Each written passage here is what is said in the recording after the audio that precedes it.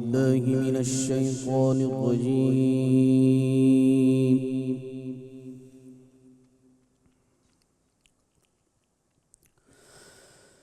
بسم الله الرحمن الرحيم.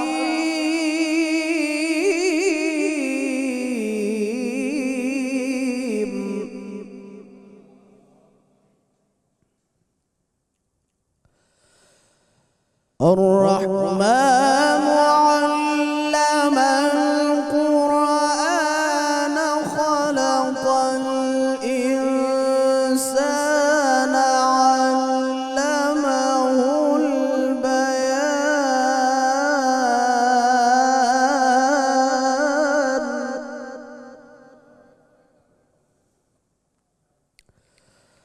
الشمس والقمر بحسبان والنجم والشجر يسجدان.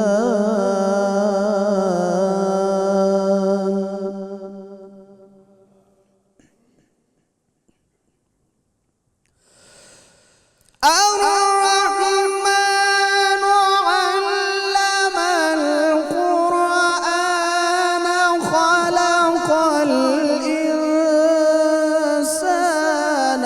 علمه البيان. الشمس والقمر بحسبان.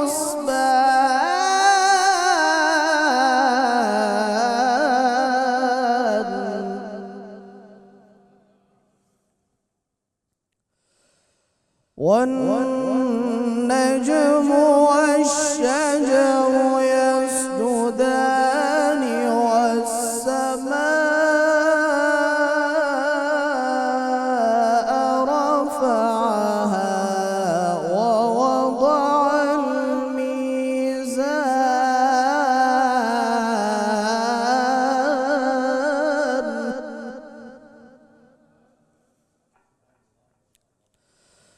ألا تطغوا في الميزان وأقيموا الوزن بالقسط ولا تخسروا الميزان.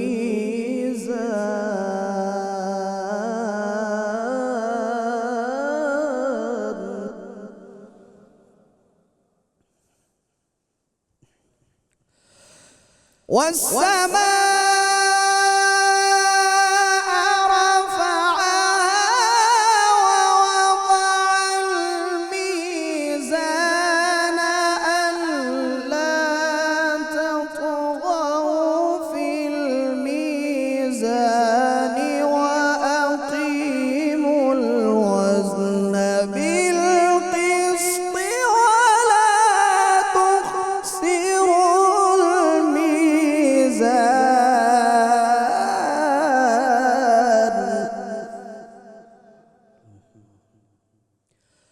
والأرض وضعها للأنام فيها فاكهة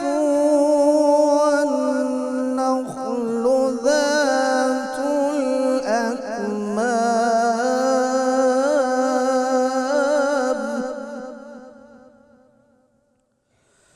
والحب ذو العصف والريحان. فبأي آلاء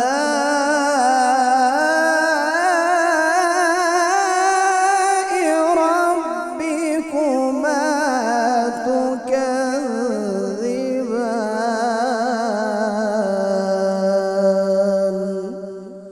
صدق الله العلي العظيم.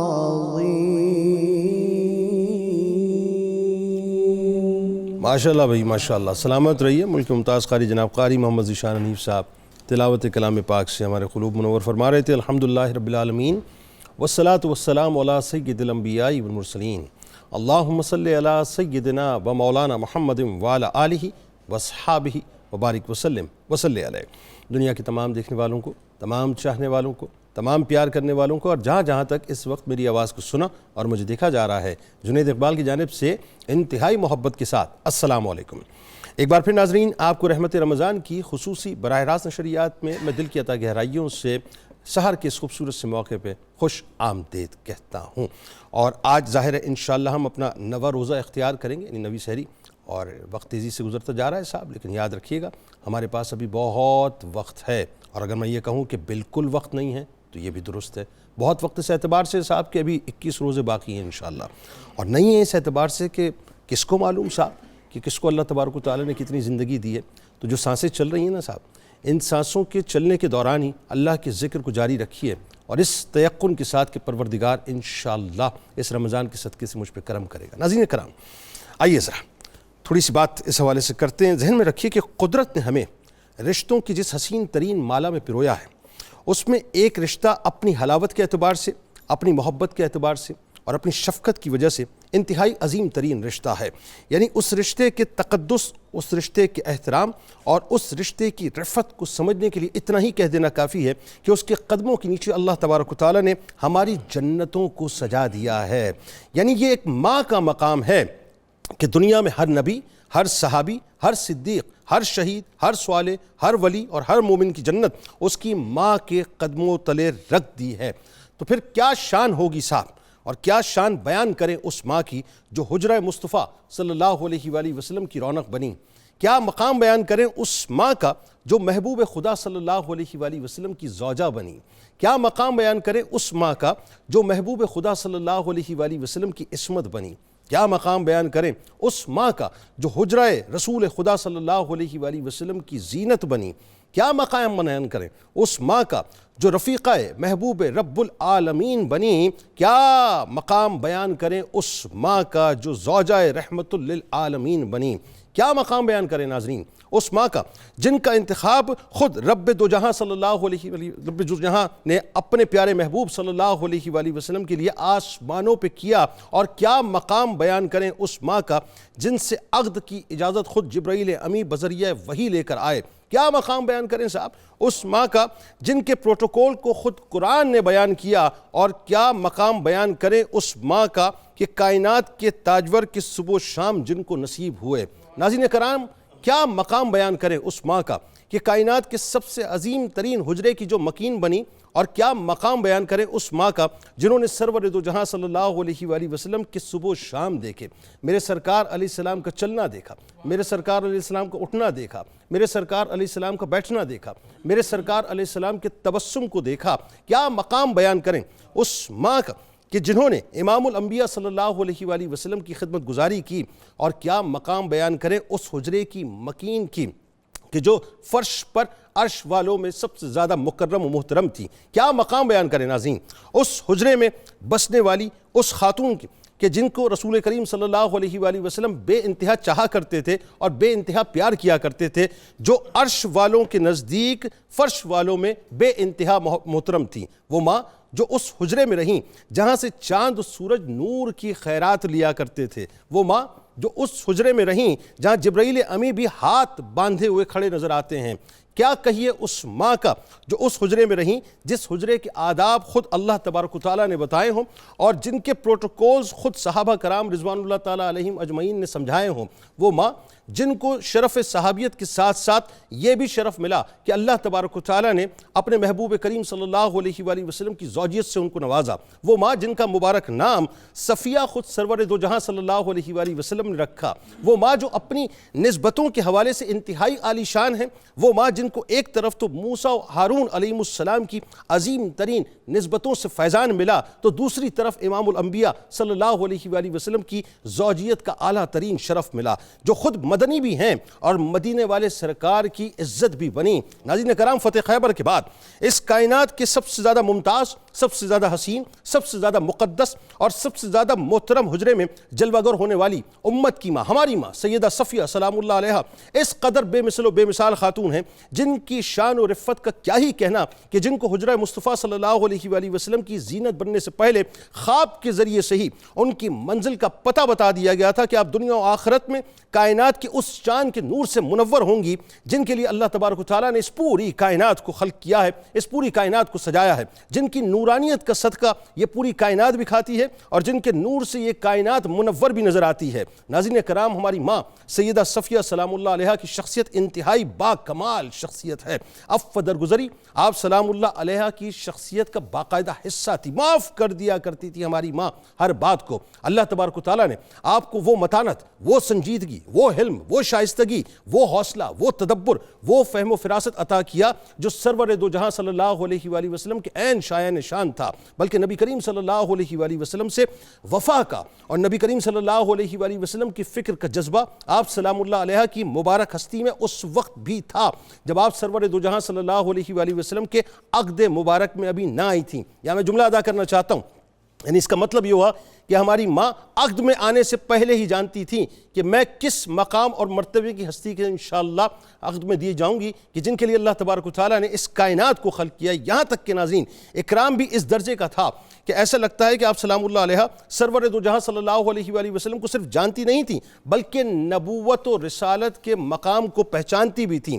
اور جس وقت آپ سلام اللہ علیہ خیبر فتح ہونے کے بعد مدینہ پاک میں قدم رکھتی ہیں تو جس محبت اور جس عقیدت کا اظہار سرور دو جہاں صلی اللہ علیہ وآلہ وسلم کی جگر گوشے حضرت فاطمہ الزہرا سلام اللہ علیہ سے کرتی ہیں، وہ محبتیں اور عقیدتیں ناظرین، یعنی یوں کہیے کہ وہ محبتوں اور عقیدتوں کے باب میں ایک انتہائی تاریخی اور حسین ترین لمحہ ہے۔ آپ سلام اللہ علیہ کھانا نہایت عمدہ پکایا کرتی تھیں۔ سرور دو جہاں صلی اللہ علیہ وآلہ وسلم کو آپ کے دست مبارک کے کھانے بڑے پسند تھے۔ نبی کریم صلی اللہ علیہ وآلہ وسلم کی خدمت میں تحفتاً آپ ان کھانوں کو بھیجا بھی کرتی تھی، بلکہ سرور دو جہاں صلی اللہ علیہ وآلہ وسلم نے بھی جس درجے ہماری ماں سیدہ صفیہ سلام اللہ علیہ کا خیال رکھا اور ان کو ریگارڈ دیا کرتے تھے، ان کے خاندانی پس منظر کو جس محبت سے آپ بیان فرمایا کرتے تھے اور اپنی محبتوں کا خاص حصہ جو آپ ان کو عطا کیا کرتے تھے وہ بھی کمال ہے، بلکہ یوں کہیے کہ بے مثل و بے مثال ہے۔ یوں کہہ لیجئے کہ سرور دو جہاں صلی اللہ علیہ وآلہ وسلم نے ہماری ماں کی جس انداز میں سائیکولوجیکل کنسٹرکشن کی، اس نے ان کو درجہ کمال پر پہنچا دیا۔ ناظرین کرام، ہماری ماں سیدہ صفیہ سلام اللہ علیہ کو قرآن پاک سے بھی بے انتہا قلبی لگاؤ تھا، بے انتہا قلبی لگاؤ تھا۔ یعنی قرآن کریم کے معنی، اس کے مفاہیم اور اس کے اسرار و رموز کو اس طرح سے بلکہ اچھی طرح سے سمجھتی تھیں کہ جو لوگ قرآن کے زیر سایہ زندگی بسر کرتے ہیں اور اس کے آفاق پہ گم رہتے ہیں، قرآن ان کے دلوں پر کس طرح سے اثر انداز ہوتا ہے، یہ ہمیں حضرت صفیہ سلام اللہ علیہ نے بتلایا کہ وہ دن رات قرآن حکیم کی تلاوت کے اندر مصروف رہا کرتی تھی۔ یعنی اگر میں یہ کہوں کہ ہماری ماں کو قرآن پاک سے عشق تھا تو یہ غلط نہ ہوگا کہ عشق کی حد تک آپ قرآن پاک کو چاہا کرتی تھیں، بلکہ آپ سلام اللہ علیہ بھی اپنے زمانے میں علم کا مرکز کہلاتی تھیں۔ آپ سلام اللہ علیہ باقاعدہ خواتین کو تعلیم دیا کرتی تھیں اور ان کو ایجوکیٹ بھی کیا کرتی تھی اور ان کو شرعی مسائل بھی بتلایا کرتی تھیں۔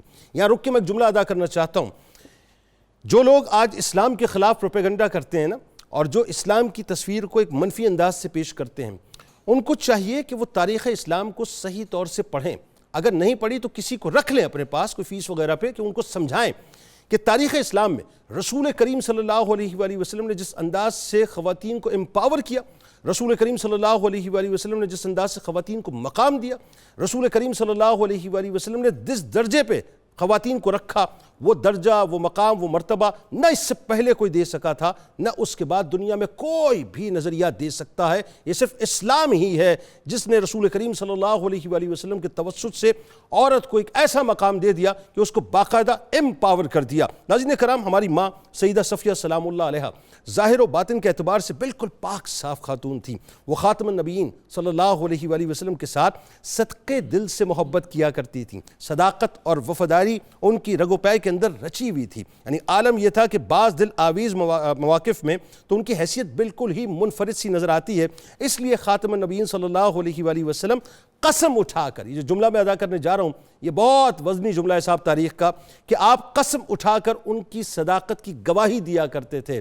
یعنی جو صادقوں کے صادق ہیں، یا یوں کہیے کہ ساری صداقتیں جن کے در سے بڑھتی ہیں، وہ کسی ہستی کے لیے اگر قسم اٹھا کے ان کی صداقت کی گواہی دیں تو سوچیے ہماری ماں کا مقام اور مرتبہ کیا ہوگا. یہی وجہ ہے ناظرین کرام کہ آپ کے اندر وہ سچائی تھی کہ آپ ہر بات نڈر ہو کے فرما دیا کرتی تھی. اور بہادر اتنی تھی صاحب، بہادر اتنی تھی کہ جب حضرت عثمان بن عفان رضی اللہ تعالی عنہ کو بلوائیوں نے گھیرا تو آپ سلام اللہ علیہ تنہا ذو النورین کے لیے، بلکہ یوں کہیے کہ اپنے داماد کے لیے، داماد ہی ہوتے تھے نا رشتے میں وہ، تو اپنے داماد کے لیے باقاعدہ نکلیں اور آپ سلام اللہ علیہ جو ہے بہت بہادری کے ساتھ ان کی پروٹیکشن کرنا چاہتی تھی. آپ سلام اللہ علیہ دن بھر یعنی زندگی بھر جو ہے وہ نمازوں میں آپ نے گزاری، روزوں میں آپ نے گزاری، عبادات بہت کیا کرتی تھی، صدقات و خیرات بہت کیا کرتی تھی، علم و عرفان میں مصروف رہا کرتی تھی، ہر کام صرف اور صرف اللہ کی رضا کے لیے کیا کرتی تھی، اس کے قرب کے لیے کیا کرتی تھی اور اس کو راضی کرنے کے لیے کیا کرتی تھی. لہٰذا آج آپ نے ہمارے ساتھ جڑے رہنا ہے کیونکہ ظاہر ہے امت کی ماں کا ذکر ہے. یعنی ہم تمام جتنے بھی مسلمان اس وقت پوری دنیا میں بستے ہیں، جو لوگ مجھے ٹیلی ویژن اسکرین پہ دیکھ رہے ہیں، یہ آپ کی ماں کا ذکر پاک ہے. تو آپ کی ماں کے ذکر پاک کے ساتھ جڑے رہیے گا، پھر دیکھیے صاحب اللہ تبارک و تعالیٰ کیسا کرم کرے گا. ہمارے ساتھ اس وقت 3 شخصیات موجود ہیں جو یقیناً کسی تعارف کے محتاج نہیں. پہلی شخصیت ممتاز عالم دین اور ہمارے بزرگ بھی ہیں، بہت خوبصورت گفتگو کرتے ہیں، جناب پروفیسر محمد سعید احمد خان صاحب تشریف فرمائیں. دوسری شخصیت ممتاز اسکالر ہیں، ہمارے بزرگ ہیں، بہت خوبصورت گفتگو کرتے ہیں، جناب ڈاکٹر شبیر احمد جامی صاحب تشریف فرمائیں.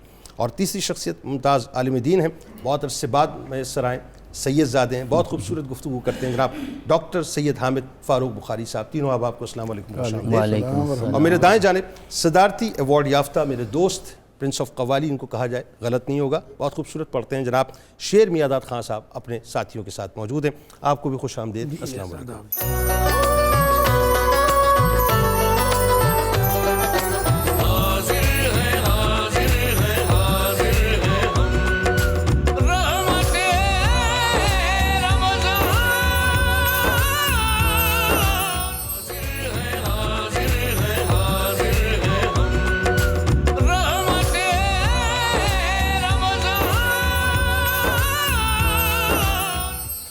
تو جناب ایک بار پھر میں آپ کو خوش آمدید کہتا ہوں. براہ راست نشریات میں سحری کا خوبصورت سا موقع ہے، دروازے بھی انشاءاللہ اس محفل کے آپ کے لیے کھلیں گے اور آپ دنیا میں کہیں بھی بستے ہوں، بس آپ نے ایک ٹیلی فون کال کرنی ہے، انشاءاللہ آپ کے سوال کا جواب بھی ضرور دیں گے. اور آج بات ہو رہی ہے، آپ جانتے ہیں، ہم سب کی ماں، امت کی ماں حضرت صفیہ سلام اللہ علیہا کی، اور ان کی بارگاہ میں بس اس تیقن سے آغاز کرتے ہیں کہ کل بروز محشر ان کی نگاہ کرم ہم سب کو عطا ہو جائے. پروفیسر صاحب میرا خیال ہے سب سے پہلے آپ تمام سننے والے یہ سننا چاہیں گے جو ازواج مطہرات کا مقام اور مرتبہ ہے، ان کی جو شان ہے، ظاہر ہے اس کو تو ہم کیا بیان کریں، لیکن قرآن جس طرح بیان کرتا ہے، احادیث جس طرح بیان کرتی ہے. آغاز کیجیے. بسم اللہ الرحمن الرحیم. اللہم صلی علی محمد وعلی ازواجہ وعطرتہ واصحابہ اجمعین. بہت شکریہ جنید اقبال صاحب.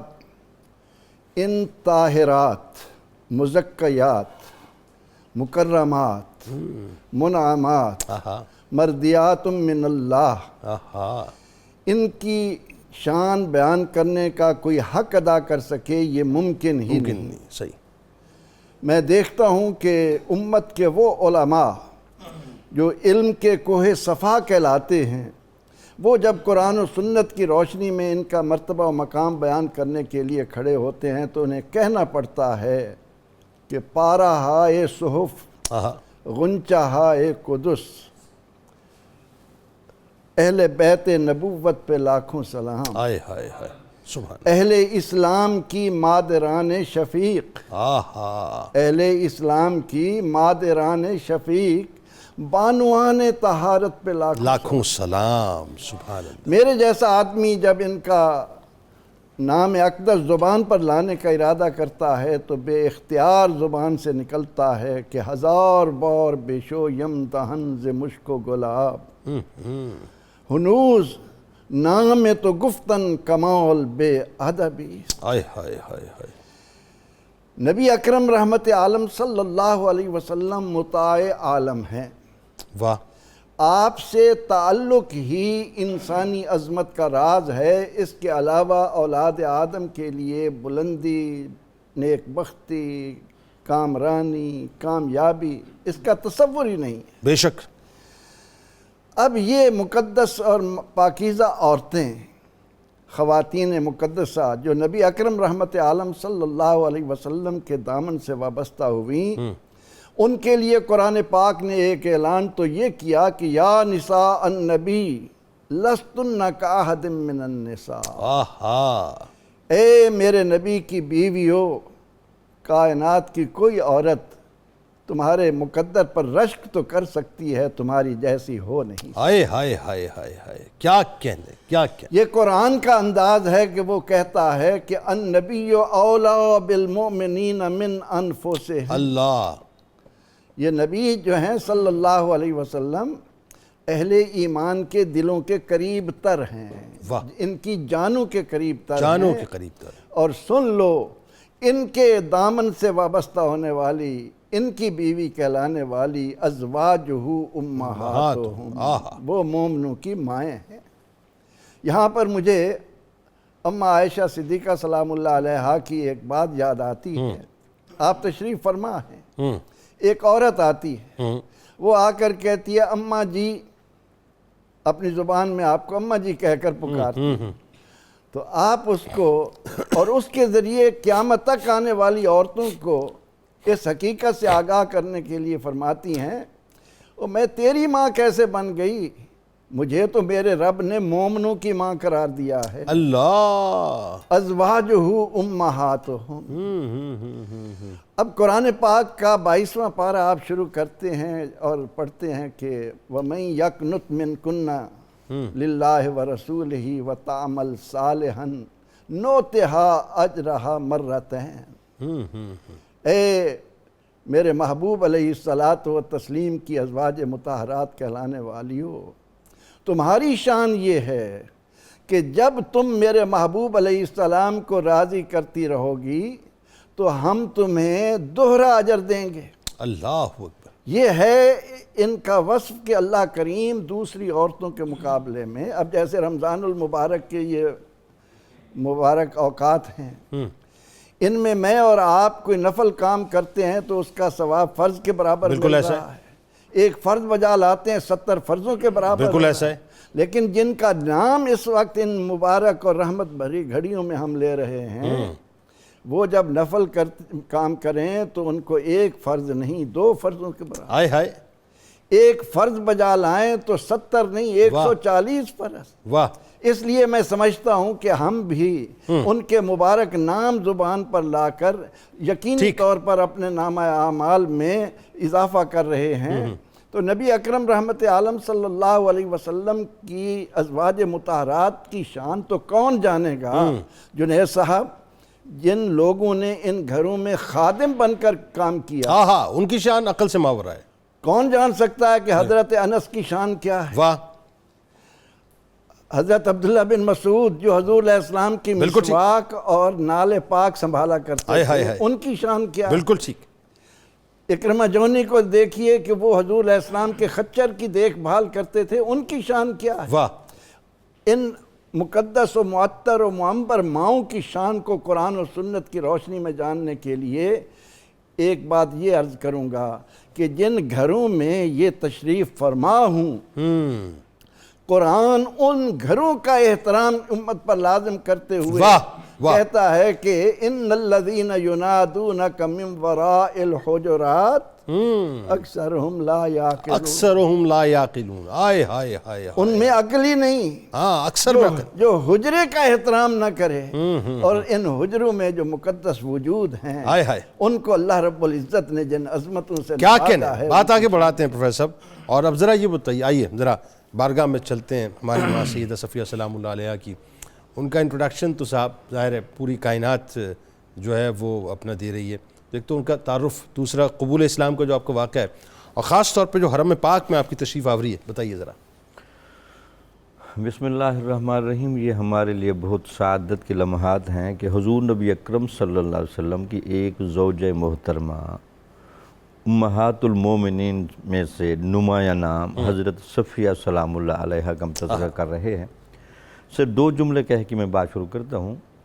حضرت ابوبکر صدیق رضی اللہ تعالی عنہ غار ثور میں حضور کی قریب سے زیارت کریں، اس کے ثواب کے لیے حضرت عمر کہتے رہیں کہ میرے زندگی بھر کے سوال لے لیں اور یہ اجر مجھے دیں۔ ہائے ہائے ہائے ہائے، جن ماؤں کو اتنی سعادت ملی واہ واہ، کہ حضور نبی اکرم صلی اللہ علیہ وسلم کی سبحان اللہ، خلوت، جلوت، اٹھنا بیٹھنا، ہائے ہائے قرب و تعلق کی کون سی صورتیں تھیں جو ان کو دستیاب نہیں تھیں؟ ہائے ہائے ہائے، انہوں نے حضور کو پتہ نہیں کس طرح دیکھا ہوگا، ہائے ہائے ہائے، کیسے کنگھی کرتی ہوں گی، کیسے قدمین مبارک دباتی ہوں گی، ہائے ہائے ہائے، ساتھ بیٹھتی ہوں گی، آپ کی خدمت کرتی ہوں گی، اللہ، تو اسے اندازہ لگائیں کہ حضور نبی اکرم صلی اللہ علیہ وسلم کے وجود مبارکہ سے یہ وابستگی کی نوعیت جو امہات المومنین کے حصے میں آئی، یہ اور کسی کے حصے میں نہیں بے آئی۔ شک، یہی تو وجہ تھی نا کہ اللہ تعالیٰ نے فرمایا کہ حضور کی وجہ سے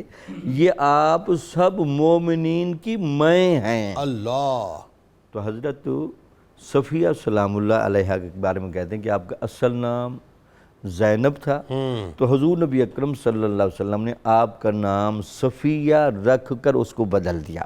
واہ، اب اس نام کے بدلنے میں حکمت یہ تھی کہ یہ عورت صاف ستھری اور پاکیزہ ہے ظاہر و باطن کے اعتبار سے، ہائے ہائے ہائے، یہ منتخب ہے، واہ، یہ منتخب ہو کے آئی ہے۔ واہ، صفیہ نام رکھ کر بتایا کہ یہ تمام ازواج مطہرات انتخاب الہی ہے، واہ واہ، سبحان جو اللہ، اللہ کا یعنی آپ کی پاکی کی انتخاب وجہ ہو سے آپ کہ کا نام صفیہ رکھا، صفیہ رکھا۔ ہاں، اس کے بعد آپ نے دیکھا کہ یہ بنیادی طور پر ان کے جو والد سے وہ بنو نزیر کے سردار تھے، ٹھیک، حی بن اخطب، اور ان کی والدہ کا نام برہ بتایا جاتا ہے، اور ایک کتاب میں ذرہ بھی ہے، اور ان کے جو نانا جی تھے وہ سموئیل، وہ قبیلہ بنو نذیر کے سردار تھے، ٹھیک، یعنی داد کے اور نان کے یہ جاہ و منصب کے اعتبار سے بہت نمایاں مقام یعنی پر دونوں جو یہودیوں کے قبائل تھے، بنو نزیر اور بنو قریظہ، ٹھیک ہے، جی، دونوں سے مطلب جو آپ کا، دونوں سے۔ وہ جو آپ خوبصورت جملہ کہہ رہے تھے کہ یہ جو قرآن مجید نے خود کہا کہ یعرفونہ کما یعرفون ابناءہم، یہ جو یہود بیٹھے ہوئے ہیں مدینہ کے قریب، یہ حضور نبی اکرم صلی اللہ علیہ وسلم کو اس طرح جانتے تھے جیسے اپنے بچوں کو بالکل جانتے ایسا، ہیں۔ ٹھیک ہے، تو آپ کی یہ معرفت کی ساری باتیں حضرت صفیہ سلام اللہ علیہ تک پہنچتی تھی۔ واہ، آپ اس وقت اگرچہ خاموش رہتی تھیں، ٹھیک، لیکن چہرے کی ناگواری سے اپنے والد، چچا اور گھر میں تاثر ضرور دیتی تھیں کہ جن کے بارے میں آپ یہ باتیں کرتے ہیں یہ مناسب نہیں ہیں، یہی باتیں تمہیں ہمیں بتائی ہے کہ وہ آخری نبی آئیں گے، ان کی یہ جائے ہجرت ہے، ٹھیک، اس لیے تو خاندانوں کے خاندان ہجرت کر کے یہاں آئے تھے۔ بالکل ٹھیک ہے، تو اس وجہ سے آپ سلیم الفطرت تھیں، ان باتوں کی طرف شروع سے میل تھیں۔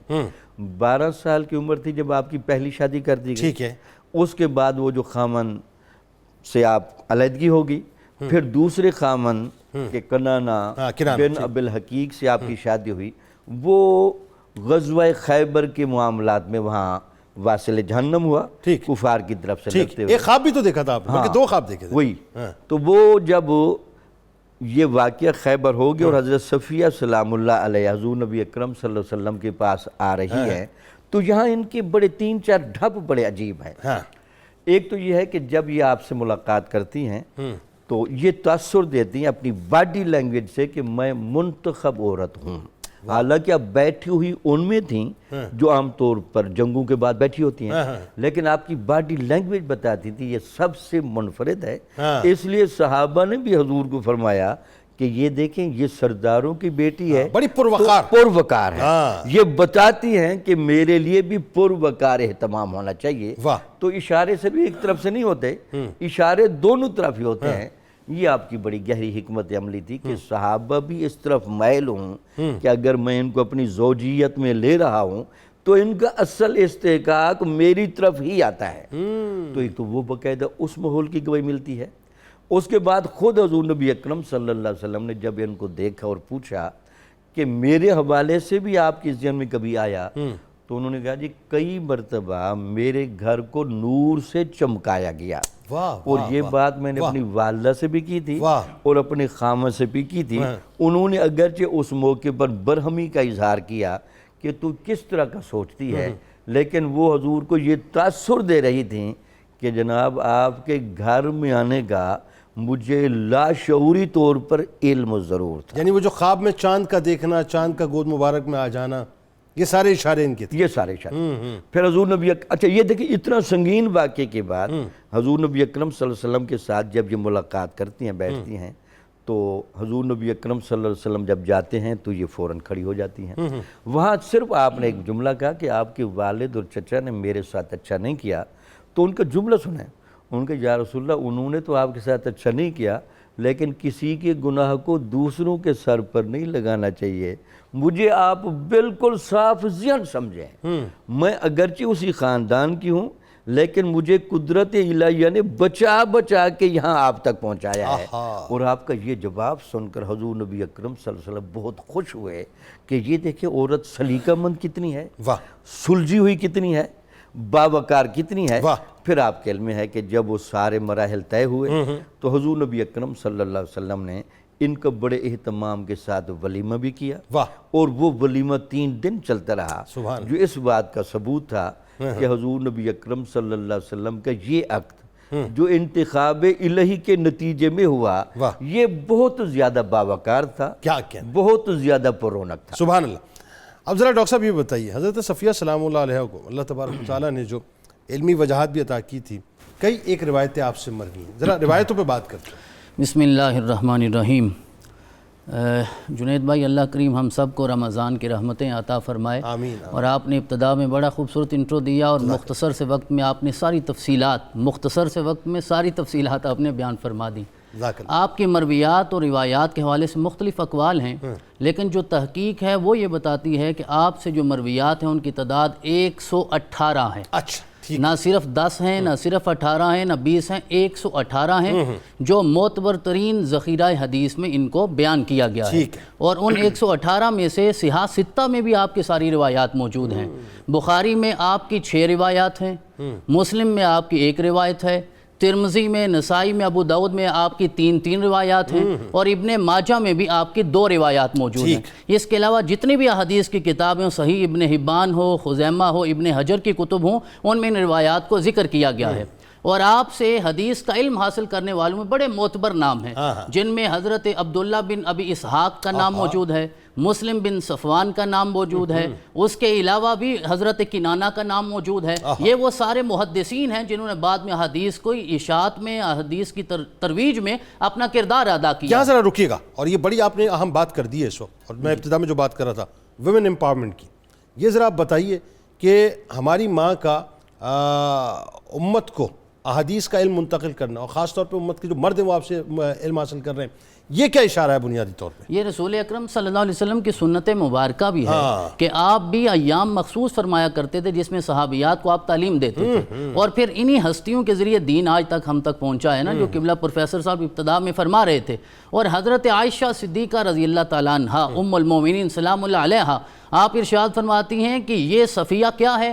کانت صفیہ تو من الصفیہ، کہ نبی اکرم صلی اللہ علیہ وسلم کا لقب بھی مصطفیٰ ہے، یہ صفیہ ہے۔ صفیہ کا معنی بھی چنیدہ منتخب ہے، مصطفیٰ کا معنی بھی منتخب اور چنیدہ ہے۔ تو مصطفیٰ کس کا منتخب ہے؟ خدا کا، اور صفیہ کس کی منتخب ہے؟ مصطفیٰ کی۔ تو یہ صفیہ تم من صفیہ، یہ ام المومنین جناب عائشہ صدیقہ رضی اللہ تعالیٰ روایت کر رہی ہے۔ تو 118 روایات ہیں، میں نزاکت وقت کے مطابق 2-3 عرض کرتا ہوں کہ ان روایات سے ہمیں فقیہانہ بصیرت بھی نظر آتی ہے، امت کے لیے رہنمائی کا سامان بھی نظر آتا ہے کہ رسول اکرم صلی اللہ علیہ وسلم نفل اعتکاف فرما رہے تھے، آپ اعتکاف میں تھے، اور آپ نے اعتکاف میں اپنی ساری ازواج کو بلایا، ساری حاضر ہو گئی۔ جناب صفیہ تھوڑی تاخیر سے پہنچی، اور انہیں ملال تھا کہ ایسا نہ ہو کہ میں جلدی یہاں سے اٹھ کے چلی جاؤں اور میں آقا کی زیارت کرنی چاہتی ہوں۔ مسابقت کا جذبہ تھا رسول اکرم کی محبت میں، تو میرے آقا نے جب دل کی بات کو جان لیا تو آپ نے فرمایا پریشان نہیں ہونا، تم بعد میں بھی میرے پاس بیٹھ سکتے ہو، اور میں تمہیں گھر تیرے حجرے تک خود چھوڑ کے آؤں گا۔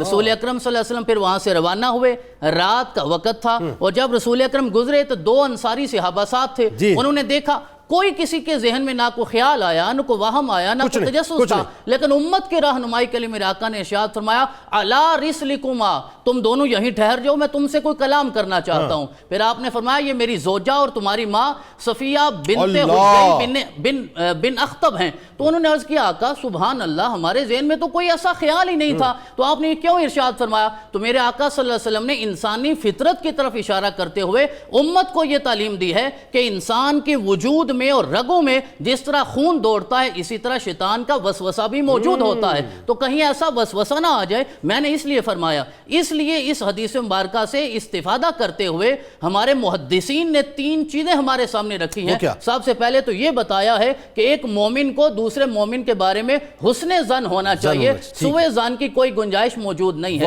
دوسری چیز میرے آقا صلی اللہ علیہ وسلم کی محبت ہے، آپ کی شفقت ہے، آپ کی رحمت ہے، عنایت ہے امت پر کہ ایسا نہ ہو کہیں سوء ظن میں مبتلا ہی نہ ہو جائیں، تو رسول اکرم صلی اللہ علیہ وسلم نے پہلے تنبیہ فرما دی ہے۔ تو تیسری چیز یہ ہے کہ انسان کو یہ بھی چیز پیش نظر رکھنی چاہیے کہ ہر وقت شیطان کے ان کے ساتھ ہوتا ہے، تو اس کے وسوسے سے تمہیں وہی بچا سکتا ہے جو تیرا خالق ہے اور تیرا مالک ہے۔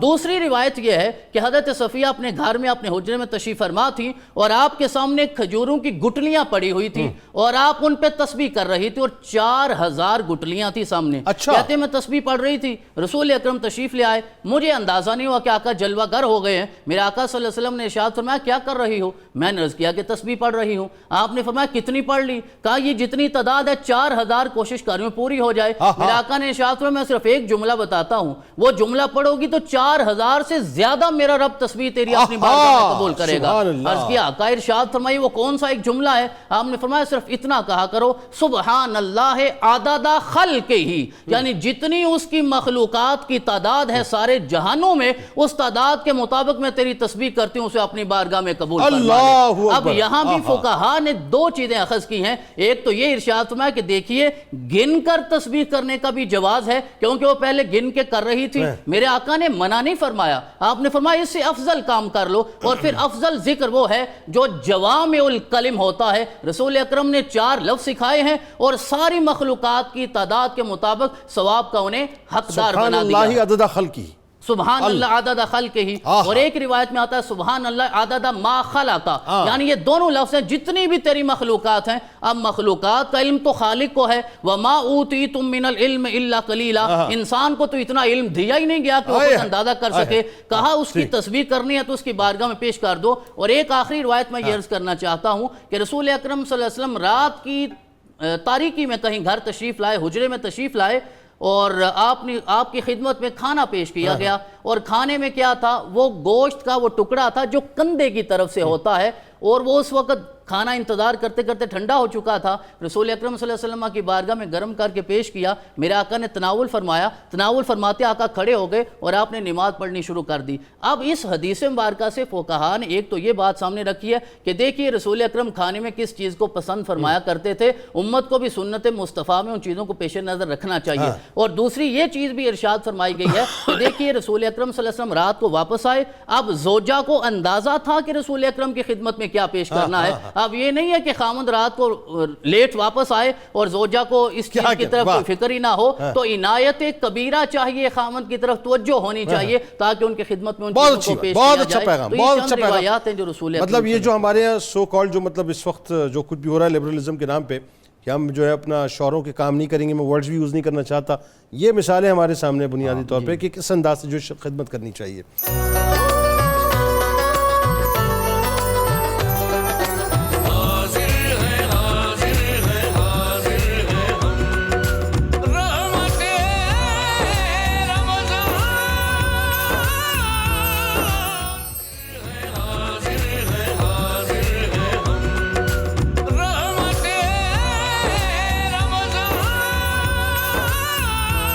جناب ایک بار پھر آپ کو خوش آمدید کہتا ہوں۔ رحمت رمضان کی خصوصی براہ راست شریعت ہے سحری کے موقع پر آج امت کی ماں حضرت صفیہ سلام اللہ علیہ کا ذکر پاک ہے اور بہت خوشبودار اس وقت گفتگو ہو رہی ہے۔ ناظرین ہمارے ساتھ آپ ضرور جڑے رہیے اور بس کچھ لمحوں میں انشاءاللہ محفل کے دروازے بھی آپ کے لیے کھولتے ہیں، تو آئیے ہمیں جوائن کیجیے اور جو سوال کرنا چاہتے ہیں وہ بھی کیجیے۔ سلسلے کو وہیں سے جوڑ دیجیے پروفیسر صاحب۔ ام المومنین سیدہ صفیہ سلام اللہ علیہ، ظاہر ابھی مرویات پہ بات ہوئی، آپ کی سخاوت، آپ کے اخلاق کریمانہ اور خاص طور پہ جو عبادتوں اور ریاضتوں کا آپ کو ذوق تھا، بتائیے ذرا۔ بات دراصل یہ ہے کہ حضرت صفیہ سلام اللہ علیہا کا حضور سید عالم صلی اللہ علیہ وسلم کے دامن سے وابستہ ہونا اللہ کریم کے نزدیک اس کی بہت زیادہ حکمتیں تھیں۔ واہ، یہ پہلے حجی بن اخطب جو ہے یہود کا سردار تھا، ہاں ٹھیک ہے، اور جب سے نبی اکرم رحمت عالم صلی اللہ علیہ وسلم ہجرت فرما کر مدینہ منورہ میں تشریف لائے تو سب سے زیادہ یہود نے آپ کے خلاف منصوبہ سازیاں کی، ٹھیک ہے، سازشیں کیں، ٹھیک ہے، آپ کے خلاف غیبتیں کیں، پروگرام بنائے، یہ سب کچھ دیکھ رہی تھی۔ ان کے سامنے ہو رہا تھا کہ وہ تنہائی میں اقرار کرتے تھے کہ قرآن جو کہہ رہا ہے کہ تکتمون الحق وانتم تعلمون، کہ تم سب کچھ جانتے ہوئے کر رہے ہو۔ یہی وجہ ہے کہ نبی اکرم رحمت عالم صلی اللہ علیہ وسلم کے حرم میں جب داخل ہوئی تو آپ نے آپ کا حق مہر، آپ کی آزادی رکھا اچھا، کہ آپ کو اختیار ہے آپ اگر یہاں نہ رہنا چاہیں۔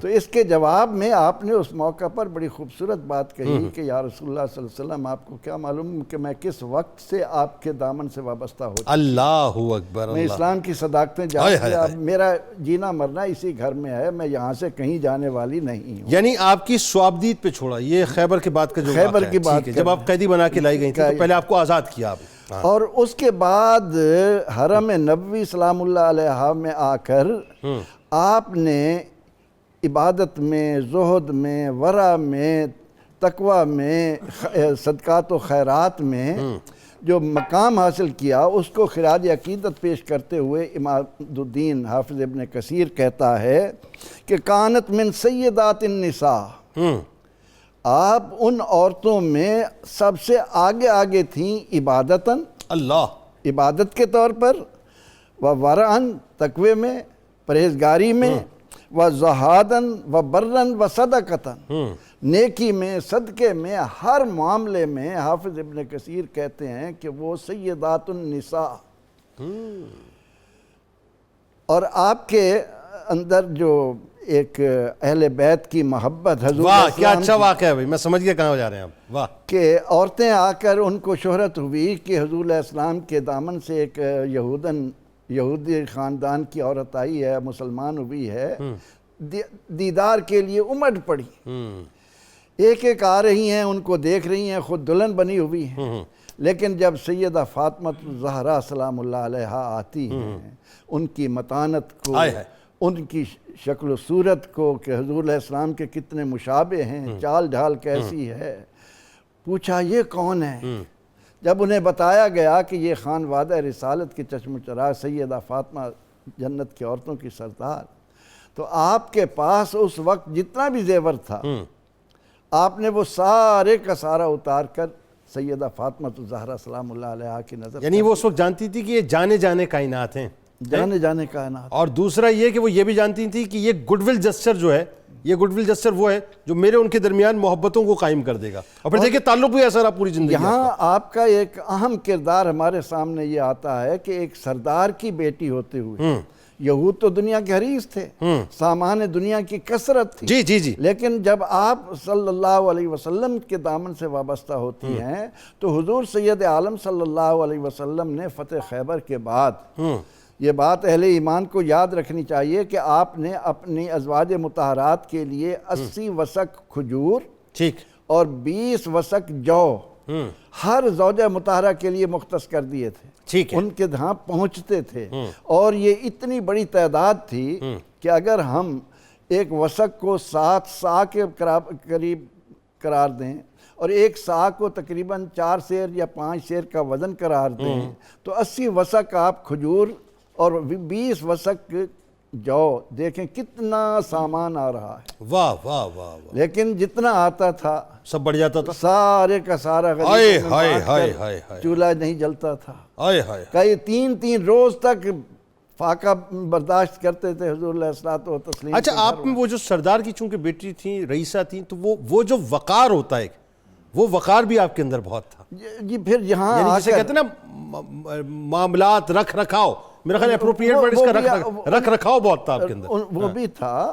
اور پھر یہ کہ آج وہ اپنے آپ کو اتنی خوش بخت سمجھ رہی تھیں کہ قرآن نے جو کہا کہ وَذْكُرْنَ مَا يُتْلَى فِي بُيُوتِكُنَّ، کہ میرا نصیب میرے گھر میں جبریل آ رہے ہیں، میرے گھر میں اللہ کا کلام آ رہا ہے، تو اس کی وجہ سے کلام اللہ کے ساتھ جو آپ کا ایک تعلق جڑا، قرآن پاک کی تلاوت، نوافل، صدقات و خیرات، یہ تو آپ کی عبادت اور ورع کا عالم ہے۔ لیکن جہاں تک آپ کے حلم اور برداشت کا تعلق ہے، آپ یہ دیکھیں کہ جب انہیں ان کی ہمشیرہ کے ساتھ حضور علیہ الصلوۃ والتسلیم کے خیمے میں لایا جا رہا ہے اور وہ گزر ہوتا ہے یہودیوں کی راستے میں پڑی ہوئی لاشوں، اور یہ خیبر کا موقع ہے، خیبر کا موقع ہے، تو وہ دوسری خاتون جو آپ کے ساتھ تھی وہ زار و قطار روتی ہے، چیختی ہے، چلاتی ہے، لیکن یہ بڑے اطمینان کے ساتھ آ رہی ہیں کہ جانتی تھی کہ ان کے دلوں میں نبی اکرم رحمت عالم صلی اللہ علیہ وسلم کے لیے کتنا بغض تھا۔ اور آپ کے اخلاق کریمانہ کی یہ ایک جھلک اس وقت بھی نظر آتی ہے کہ نہ معلوم آپ کے گھر میں باندھی ایک تھی، اس کے ذہن میں کیا آیا، اس نے جا کر اپنے طور پر فاروق اعظم رضی اللہ عنہ کے سامنے یہ بات رکھ دی کہ آپ یوم سبت یعنی ہفتے کا دن جو یہودیوں کے لیے ہے، عمر رضی اللہ عنہ کو جب اس کا علم ہوا تو انہیں یقین نہیں آ رہا تھا، فوراً اپنی امی جان کی خدمت میں آ گئے۔ کیا اچھا جملہ ہے۔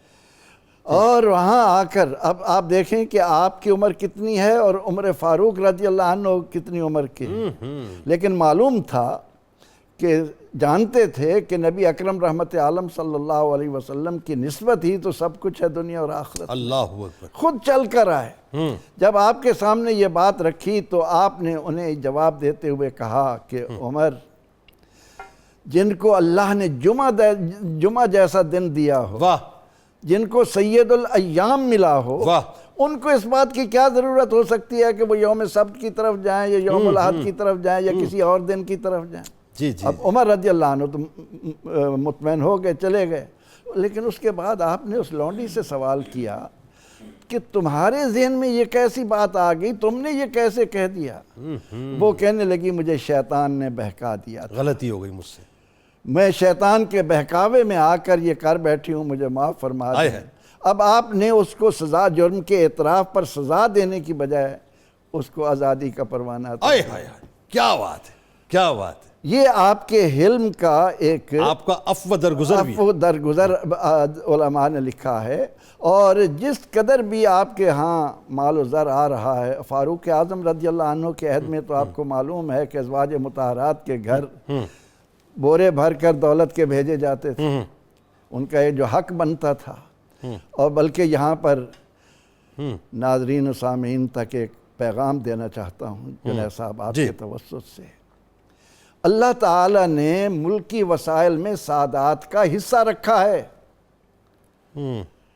یہ جو کانے وغیرہ یا یہ اس طرح کے جو وسائل ہیں ان میں اللہ رب العزت نے سادات کا حصہ رکھا ہے۔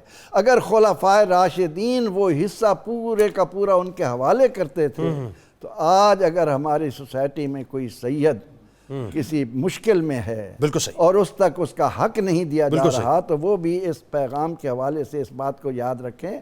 تو سیدہ صفیہ سلام اللہ علیہا اس لحاظ سے حضور سید عالم صلی اللہ علیہ وسلم کے گھر میں آنے کے بعد عبادت و ورع میں، اخلاق کریمانہ میں ایک ایسا نمونہ تھی کہ آج ان کی شخصیت کو سامنے۔ اجازت دیجئے مجھے ذرا میں کالر کو شامل کروں۔ غلام غوث صاحب گجرات سے ہمارے ساتھ، السلام علیکم۔ السلام علیکم۔ وعلیکم السلام، کیا جنید بھائی ٹھیک ہے؟ الحمدللہ جناب، آپ ٹھیک ہیں؟ الحمدللہ جناب، میں جناب مفتی صاحب سے یہ سوال کرنا تھا۔ ایمبولینس چلاتا ہوں، مریض لے کر جاتا ہوں نا۔ ایمبولینس چلاتے ہیں آپ؟ ٹھیک ہے جی، تو وہ نا پوچھنا تھا مریض کے بارے کہ مریض کا پتہ نہیں ہے کون سے مذہب کے ساتھ تعلق رکھتا ہے، اور مریض کے لیے دعا کا طریقہ پوچھنا تھا کہ کس طرح کر سکتے ہیں۔ اچھا، آپ ایمبولینس چلاتے ہیں اور آپ کو یہ اندازہ نہیں ہو پاتا کہ وہ کس مذہب سے تعلق رکھتا ہے، لہٰذا اس کے لیے دعا کیا کی جائے؟ ایک سوال تو یہ آ گیا۔ دوسرا ڈاکٹر حبیب صاحب ہمارے ساتھ ہیں سرگودا سے، السلام علیکم۔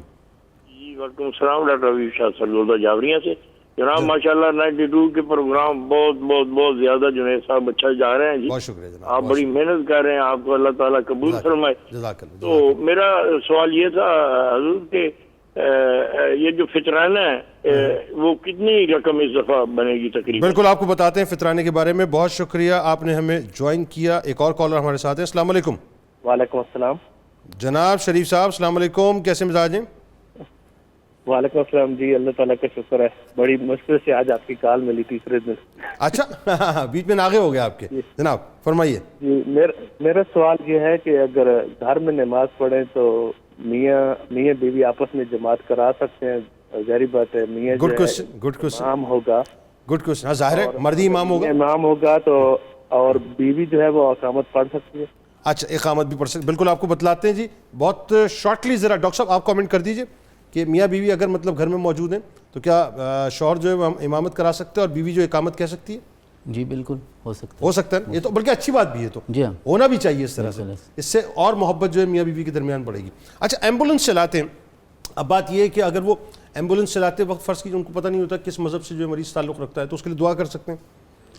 اگر پتہ نہیں ہے تو پھر تو کر سکتے ہیں، کیونکہ اللہ نیتوں کا حال جانتا ہے، اور اگر یقین ہے تو پھر احتیاط کرنی چاہیے۔ اچھا نہیں ویسے انسانیت کے لیے، اگر مثلا انسانیت کے ناطے اگر مطلب اللہ اس کو شفا دے تو وہ تو رب العالمین سے تو دعا ہو سکتی ہے نا، وہ بات ٹھیک ہے، بالکل صحیح۔ اور فطرانہ کیا جو کم سے کم ہے وہ 320 روپے جی اس دفعہ، ہاں، اور زیادہ زیادہ 3000 بھی، وہ جتنا آپ چاہیں، بالکل ٹھیک ہے۔ آئیے ڈاکٹر صاحب ذرا آپ یہ بتائیے، ام المومنین سیدہ صفیہ سلام اللہ علیہا کا جو ایک خاص اکرام سرکار مدینہ صلی اللہ علیہ وآلہ وسلم فرمایا کرتے تھے، اور ام المومنین سلام اللہ علیہا کی جو عقیدت و محبت سرکار مدینہ صلی اللہ علیہ وآلہ وسلم سے تھی۔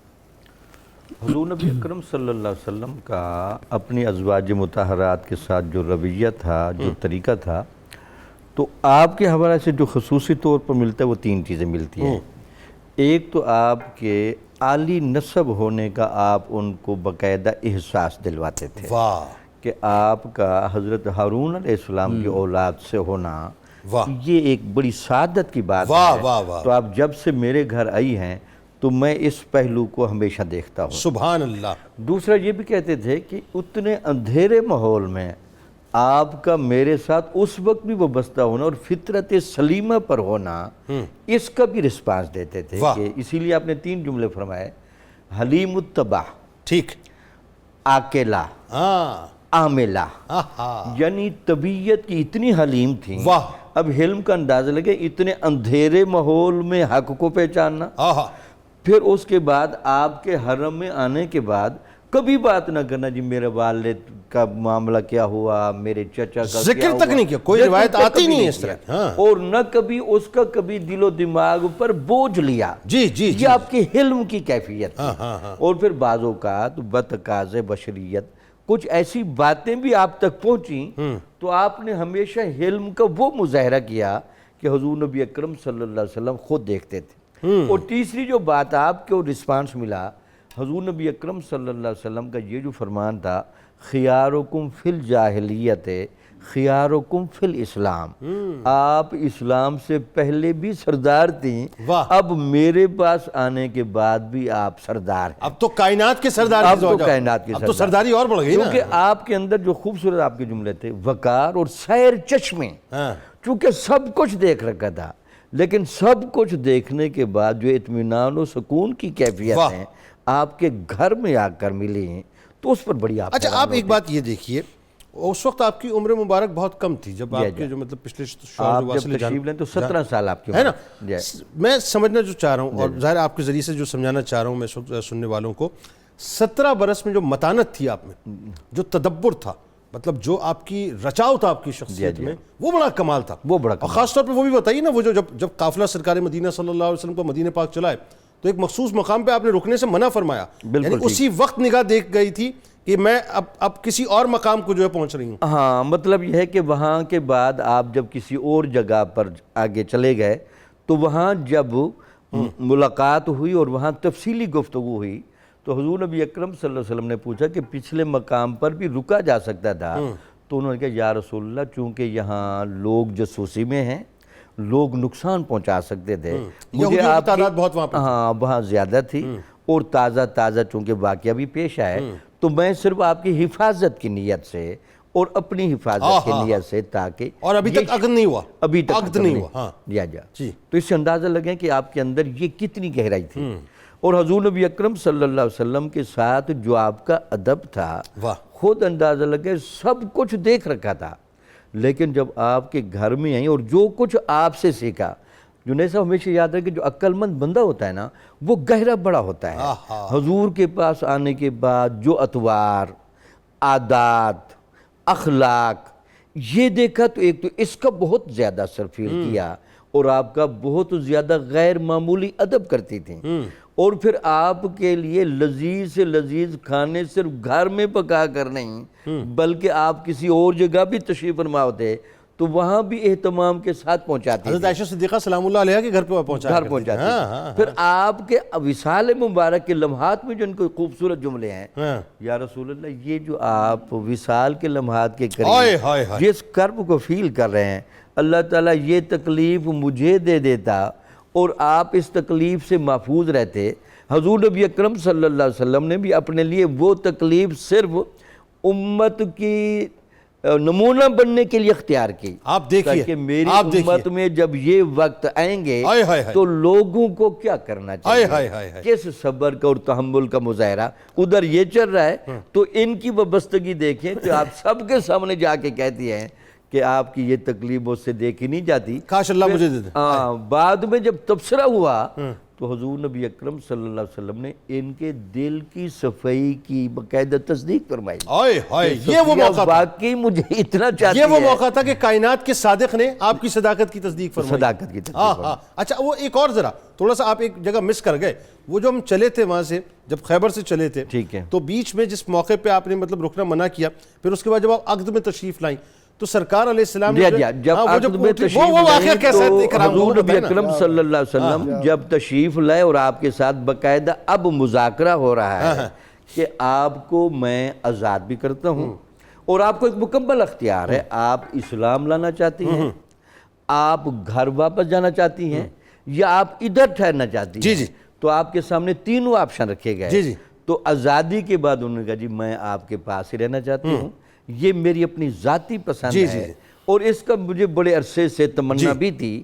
تو وہ حضور نبی اکرم صلی اللہ علیہ وسلم نے آپ سے پسند فرمایا. اس موقع پر جس رسپانس سے یہ اٹھی ہے اور حضور سے گفتگو کی ہے تو اس موقع پر ادب کرنا، جبکہ ابھی تک ان کو اسلام کے آداب سکھائے نہیں گئے، یہ ان کی فطرت سلیمہ کو ثابت کرتا ہے. بالکل ٹھیک ہے کہ ایک نبی کے ساتھ مذاکرے کے لیے ایک نئی عورت کس طرح گفتگو کر رہی ہے. اچھا ڈاکٹر صاحب ذرا وہ بتا دیجیے ذرا وہ اونٹنی والا جو واقعہ ہے نا، وہ اونٹنی جب آپ نے بٹھایا ان کو پردے، وہ کیا وہی میں وہ سننا چاہ رہا تھا، ذرا وہ بتائیے. اور پھر ساتھ ساتھ یہ بھی بتائیے قرآن سے جو خاص طور پہ محبت ہے آپ کی، قرآن فہمی اللہ تعالیٰ نے جو آپ کو عطا فرمائی اور علمی مقام جو عطا کیا، بتائیے.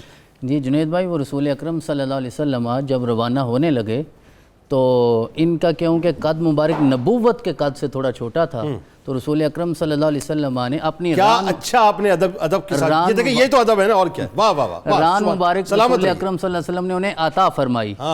لیکن ان کا ادب دیکھیے، ان کا احترام دیکھیے، ان کی محبت دیکھیے کہ انہوں نے اپنا پاؤں نہیں رکھا، انہوں نے بھی اپنا زانو رکھا ہے، گھٹنا رکھ کے جو گھٹنا رکھا ہے ادب کے مارے. ذرا اندازہ کیجئے کہ رسول اکرم صلی اللہ علیہ وسلم نے کون سی الفت، محبت اور اپنائیت کا اظہار فرمایا. اور جو قرآن پاک کے حوالے سے آپ نے ارشاد فرمایا ہے، قرآن سے ان کی محبت قبول اسلام سے بھی پہلے کی ہے. اللہ کریم نے قرآن عزیز میں ارشاد فرمایا ہے کہ کچھ اہل کتاب بھی ایسے ہیں، اہل کتاب لیسوا سوان، یہ سارے برابر نہیں ہیں. من اہل الکتاب امت قائمت یتلون آیات اللہ آناء اللیل وہم یسجدون. کیا اہل کتاب جو محبت کرنے والے جنہیں بعد میں اللہ رب العزت نے اسلام کی نعمت بھی عطا فرمائی، وہ ایسے ہیں کہ جو قبول اسلام سے پہلے بھی دین کی طرف راغب ہوتے ہیں اور قرآن سے انہیں ایسے ہی انس ہو گیا تھا جیسے حضرت سیدنا فاروق اعظم کہتے ہیں کہ جب میں نے سنی تھی سورۃ الحاقہ سنی تو اسی وقت انس پیدا ہو گیا. پھر قرآن کی نسبت سے اللہ نے انہیں یہ نعمت بھی عطا فرمائی. اگر میں یہ کہوں تو غلط نہ ہوگا کہ ہماری ماں سیدہ صفیہ سلام اللہ علیہ اس قبیل میں شامل ہے جس قبیل کا تذکرہ قرآن نے کیا ہے؟ بالکل ایسا ہی، بالکل ایسا ہی، بلکہ آپ ہی کے لیے تو کیا، آپ ہی کے لیے تو کیا تھا. یؤمنون باللہ والیوم الاخر. پھر یہ لوگ ایمان لے آتے، جو قرآن سے وابستہ ہوگا وہی تو اللہ پہ ایمان لائے گا، اسی کا تو یوم آخر پہ ایمان ہوگا. اور جو پہلے قبلہ بات کر رہے تھے نا، جب اس رستے سے گزرے جہاں لاشیں پڑی ہوئی تھی تو آپ نے صبر کیا، کیونکہ یہ ان چنیدہ لوگوں میں سے ہیں جنہیں پتا تھا کہ اللہ نے صبر کرنے کا تورات میں بھی حکم ارشاد فرمایا ہے. وَاسْتَعِينُوا بِالصَّبْرِ والصلاة. اور یہ بڑا مشکل ہوتا ہے صبر کرنے والا، صرف وہی کر سکتا ہے جسے اللہ اپنا خوف بھی عطا فرماتا ہے، خشیت بھی عطا فرماتا ہے، علم کی نعمت بھی عطا فرماتا ہے. اور یہ وہ لوگ ہوتے ہیں جنہیں قیامت والے دن اللہ سے ملنے کا یقین ہوتا ہے کہ اس کی بارگاہ میں ہم نے حاضر ہونا ہے. تو قبول اسلام سے پہلے قرآن سے محبت کی ایک وجہ یہ بھی تھی کہ قرآن سے بھی محبت تھی اور صاحب قرآن سے بھی محبت ہو گئی تھی. جو آپ نے اشارے کیے ان وہ جو خواب رسول اکرم صلی اللہ علیہ وسلم کی نسبت سے آپ نے دیکھے، بلکہ جب رسول اکرم کی بارگاہ میں حاضر ہوئی تو آپ کے مبارک چہرے پہ اس خواب کی سند بھی موجود تھی جو لے کر رسول اکرم کی بارگاہ میں آئی تھی. پھر رسول اکرم نے سوال کیا تو انہوں نے پھر بتایا کہ میں نے یہ خواب دیکھا تھا کہ اللہ نے مجھے آپ جیسی نعمت سے سرفراز فرمانا ہے، یہ نعمت عطا فرمانی ہے. اور آپ کا تذکرہ اپنے گھر میں قبول اسلام سے پہلے بھی وہ سنا کرتی تھی. آپ کہتی ہیں کہ میرے والد گرامی اپنے بچوں میں سب سے زیادہ مجھ سے محبت کرتے تھے. میرے چچا جن کا نام ابو یاسر تھا وہ بھی مجھ سے محبت کرتے تھے. لیکن ایک دن رسول اکرم کی خبر ملی، آپ کی زیارت کرنے گئے، واپس آئے تو میں نے دیکھا کہ دونوں بہت پریشان بیٹھے ہیں. اور یہ میں نے مکالمہ اپنے کانوں سے سنا کہ میرے چچا میرے والد گرامی سے پوچھ رہے تھے ہوا یہ وہی ہے، وہی نبی ہے جس کا ہم انتظار کر رہے ہیں. تو کہنے لگے ہے تو وہی. تو پھر آپ بتائیے آپ اس کا کلمہ پڑھیں گے یا نہیں پڑھیں گے؟ وہ پھر شقاوت ابدی کی وجہ سے انہوں نے کہا کہ میں تو اس کی عداوت میں جاؤں گا، کلمہ نہیں پڑھوں گا.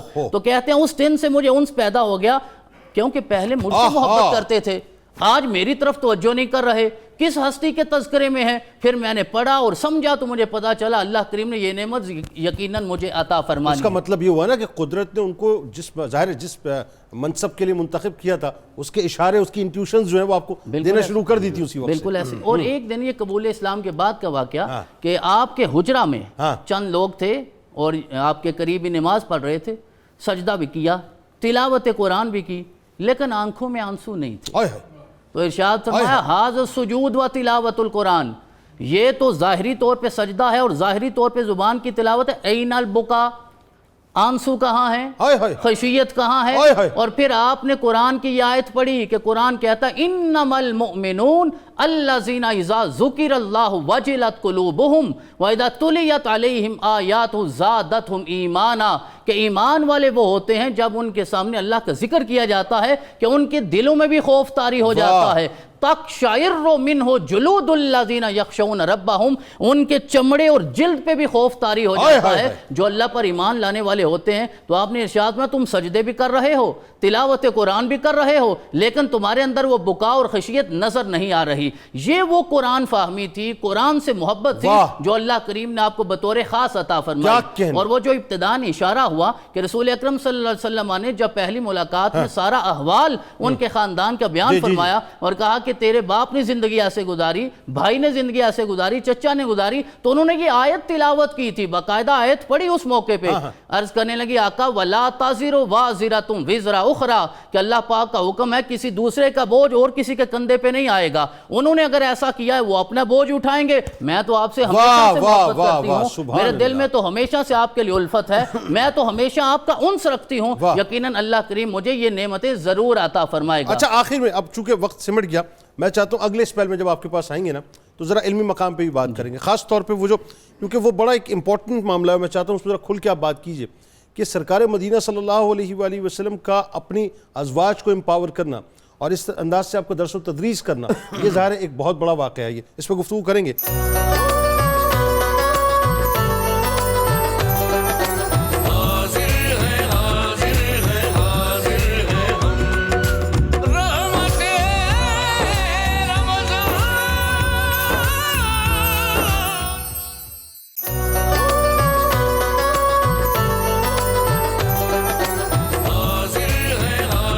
تو جناب ایک بار پھر میں آپ کو خوش آمدید کہتا ہوں اور مجھے یقین ہے کہ براہ راست نشریات کو یقیناً آپ ایک روحانی کیف کے ساتھ انشاءاللہ سماعت بھی کر رہے ہوں گے، دیکھ بھی رہے ہوں گے. اور کیوں نہ ہو، ذکر پاک کی ظاہر ہے ہماری آپ کی ماں، ہم سب کی ماں حضرت صفیہ سلام اللہ علیہا کا ہے. آپ دیکھیں ابھی جو گفتگو ہو رہی تھی، ہم یہی آف دا ریکارڈ بات کر رہے تھے، یہ جو ہستیاں ہوتی ہیں نا ناظرین، ان کے پروٹوکولز بہت ہی مختلف ہوا کرتے ہیں، یہ ذہن میں رکھیے گا. اور میں یہ خاص طور پہ جو ہمارا نوجوان طبقہ اس وقت مجھے دیکھ رہا ہے اور وہ لوگ جو کہ سوشل میڈیا کے اوپر ظاہر ہے بڑی اپنی جو ہے ان کی ورکنگ ہوتی ہے، سارا کھیل ادب کا ہے صاحب.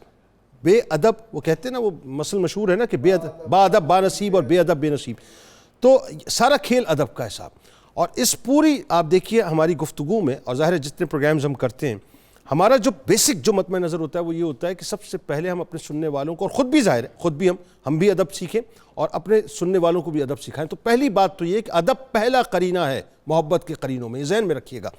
اور جب ان ہستیوں کی بارگاہ میں ہم خراج تحسین پیش کرتے ہیں تو ایک بات اور آپ ذہن میں رکھیے گا، اور یہ بالکل میں آپ سے جو بات کر رہا ہوں انتہائی طفل مکتب کی حیثیت سے، لیکن جو بات کرنے جا رہا ہوں وہ میرے قد سے تو اوپر کی بات ہے، لیکن مجھے یقین ہے میرے سرکار مدینہ صلی اللہ علیہ وآلہ وسلم پر.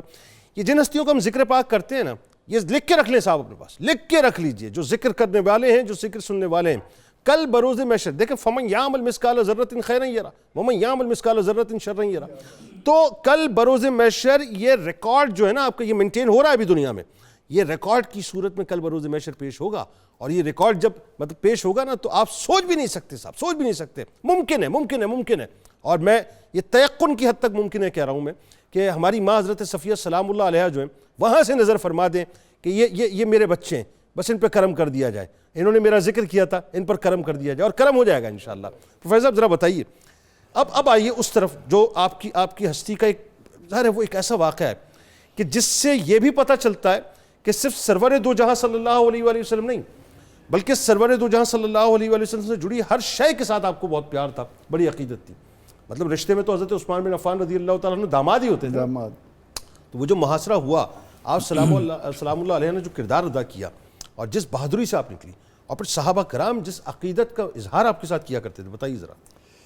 اس میں کوئی شک نہیں کہ اللہ رب العزت نے جن نفوس قدسیہ کو اہل ایمان کی مائیں قرار دیا ہے، آقا علیہ الصلاۃ و تسلیم کے لیے تو قرآن و سنت کی روشنی میں ہم ببانگ دہل کہتے ہیں کہ فریاد امتی جو کرے حال زار میں، ممکن نہیں خیر بشر کو خبر نہ ہو. ٹھیک. اس گھرانے سے تعلق رکھنے والی پھر ہماری مائیں، وہ امت میں کہیں بھی کسی جگہ بھی کوئی ناہمواری کی صورت پیدا ہو، وہ کس طرح اطمینان سے رہ سکتی ہیں. کربلا کی سرزمین پر 3 دن کے لیے پانی بند کیا گیا، لیکن مدینہ منورہ میں سیدنا عثمان ذی النورین رضی اللہ عنہ کے لیے 17 دن کی پابندی. اللہ اکبر. اللہ. اب چونکہ ہم اس جماعت کے فرد نہیں، ہمارے لیے وہ خیر القرون کے زمرے میں آتے ہیں. ہمارے سامنے اللہ کا یہ ارشاد ہے کہ کلم وعد اللہ الحسنہ، اللہ نے ہر ایک سے بھلائی کا وعدہ کیا ہے.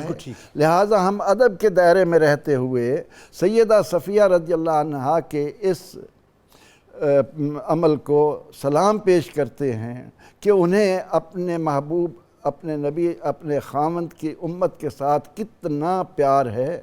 کس طرح، یعنی اس سے یہ بھی ظاہر ہوتا ہے کہ ازواج مطہرات یہ نہیں کہ وہ اپنے گھروں میں بند ہو کر حالات سے بے خبر تھیں، بلکہ مائیں تھیں، اور انہیں ایک ایک بیٹے کے بارے میں ایک ایک کی طرف نظر تھی کہ کہیں ایسا نہ ہو، پریشانی نہ ہو.